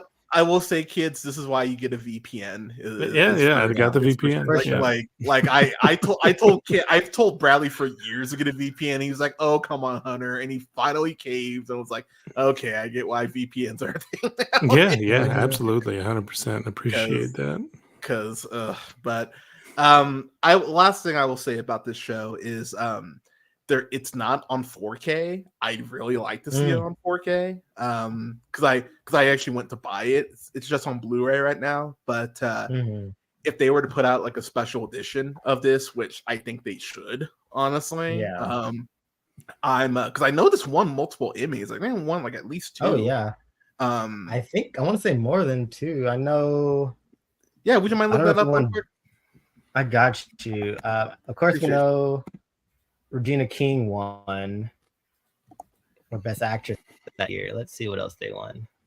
Yes, they won. Oh wow, yeah, they swept. They won Best Limited Series, Lead Actress in Limited or Anthology Series.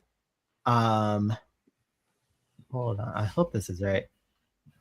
Maybe Lead Actor too, but I need to see who the lead actor is. Well, I know Yaya got a Emmy for his portrayal as Dr. Manhattan. Did he? Okay. Then that had to be it. Good for him. I hope I'm not just remembering that because that, like we said, memory earlier, it'll play tricks on you. Right. Yeah. Like my own brain decided that's who should win, so that's who did. I'm so hesitant. I'm so hesitant sometimes to go like, oh, they won an award because I'm like, is this what I wanted? Like, because I'm like, oh yeah, like Angela Bassett totally won for Wakanda Forever. You don't remember that? You remember that? Okay. Here's what they did. They won. I mean, of course, for the episode 6, they won for like outstanding. What is it fucking called? Outstanding cinematography, outstanding sound. What else? The sound writing design is on the show too. We haven't talked about that, but the sound design is they won editing for the episode 7. Goddamn. Costuming. Like, yeah, they swept a lot that year. Of course, Trent Reznor. Oh yeah, the music. Outstanding supporting actor in a limited series or movie winner. Yahya Abdul-Mateen II as nice. Al-Abar. Hell yeah. So yeah, they got a lot of awards. I remember being very happy during that award season. Well, the music was a given as well, Mm-hmm. That's awesome. Well, fuck yeah, they deserve all the accolades. I'm really happy I watched this in this time frame. Yes. I don't know if I would have. I honestly don't know if I would have appreciated it as much back in 2019. But given everything, I absolutely adore this. Oh, and The Extraordinary Being was written by Damon Lindelof and Cord Jefferson. And you might recognize Cord Jefferson from... Shit, yeah. Yeah, you all know Cord Jefferson. Right? Absolutely. Yes. Oh my gosh, that's wild. That's awesome. That just makes me love it more. Gosh. Just warms my heart. Yeah. But he was born in Tucson, by the way, Arizona. Really? Oh, that's some shit. Wow. God, that just adds another layer to the show. Right? Yeah, like Woody Allen can't say one bad thing about New York, and Core's like, okay, Let me talk about Tolstoy. But wow. But y'all, thank you so much for joining me on this. This was such a fun discussion. Bradley, please tell the people where they can find you. Yes, I'm doing reviews on oneofus.net. Really glad we talked about this. I'm going to be discussing another adaptation in the future. Fingers crossed for Avatar: The Last Airbender. Netflix, please. Please, come on, Netflix. Don't fuck this up. You don't have to be perfect like this, but maybe a little bit of goodness. And is it tomorrow when it comes out? It is tomorrow, yeah. Oh shit! Ooh, and I just have an Insta right now. I deleted all of Twitter because too much. Too much. Good job. Yeah. I've been staying off Twitter for like the last week because I'm just that's probably a good call, honestly. But yeah, that's it for me and where to find it. Yeah. Okay. Brandon, what about you, sir? Yes, you can find me on that hell site of Twitter at childish_Brando, or where I'm honestly more frequently on nowadays, Letterboxd, Brando Not Marlin, where I should be reviewing more movies, but yes, that's where I'm at. Boom. You can go ahead and subscribe to the show, please, on YouTube and Twitch. You can find me on twitch.tv/TheRealPineapple. You can follow me. Just go and search The Real Pineapple on YouTube, REEL Pineapple. You can follow me on Blue Sky, which is better than Twitter, thank God. You can find me at realpineapple.bsky.social. Got a question for the show, have a review request, just want to say hi, shoot me an email at jhunter@therealpineapple.com. You can follow me on IG and TikTok at jhunterrealpineapple, and you can follow me on Letterboxd at Black Shazam. And then you can follow, like, share, subscribe, rate the podcast, please. That definitely helps me out. Can find The Real Pineapple pretty much wherever you listen to podcasts. I was gonna stream tomorrow, but to be completely honest, 3-hour stream. I think I'm gonna go ahead and take a break tomorrow. So I'm gonna be streaming on Friday now, talking about The Color Purple and The Earth Mama at 4 p.m. Eastern, 1 p.m. Pacific. And then on Saturday at 2 p.m. Eastern, 11 a.m. Pacific, I'm going to be talking about Malcolm X, which I'm really excited to rewatch that. I haven't checked that out since I rented it from Hollywood Videos, just to date myself more. Yeah, so it's been a minute, but I bought the Criterion of it. It's been sitting on my bookshelf, so it's time to actually open that and watch it. And then I'll have some more reviews coming up next week. I'm still trying to figure out what I want to review to close out the. Oh yeah, Monday I'm going to be reviewing Falcon and the Winter Soldier. Actually, I'm not going to stream on Friday because I just remembered that I have primary things, so I'll probably move all 3 reviews Saturday. But I'll post an updated review list there. But Brandon, Bradley, again, thank you so much for taking the time. I appreciate y'all. And have a good night, everyone. We'll talk to you soon.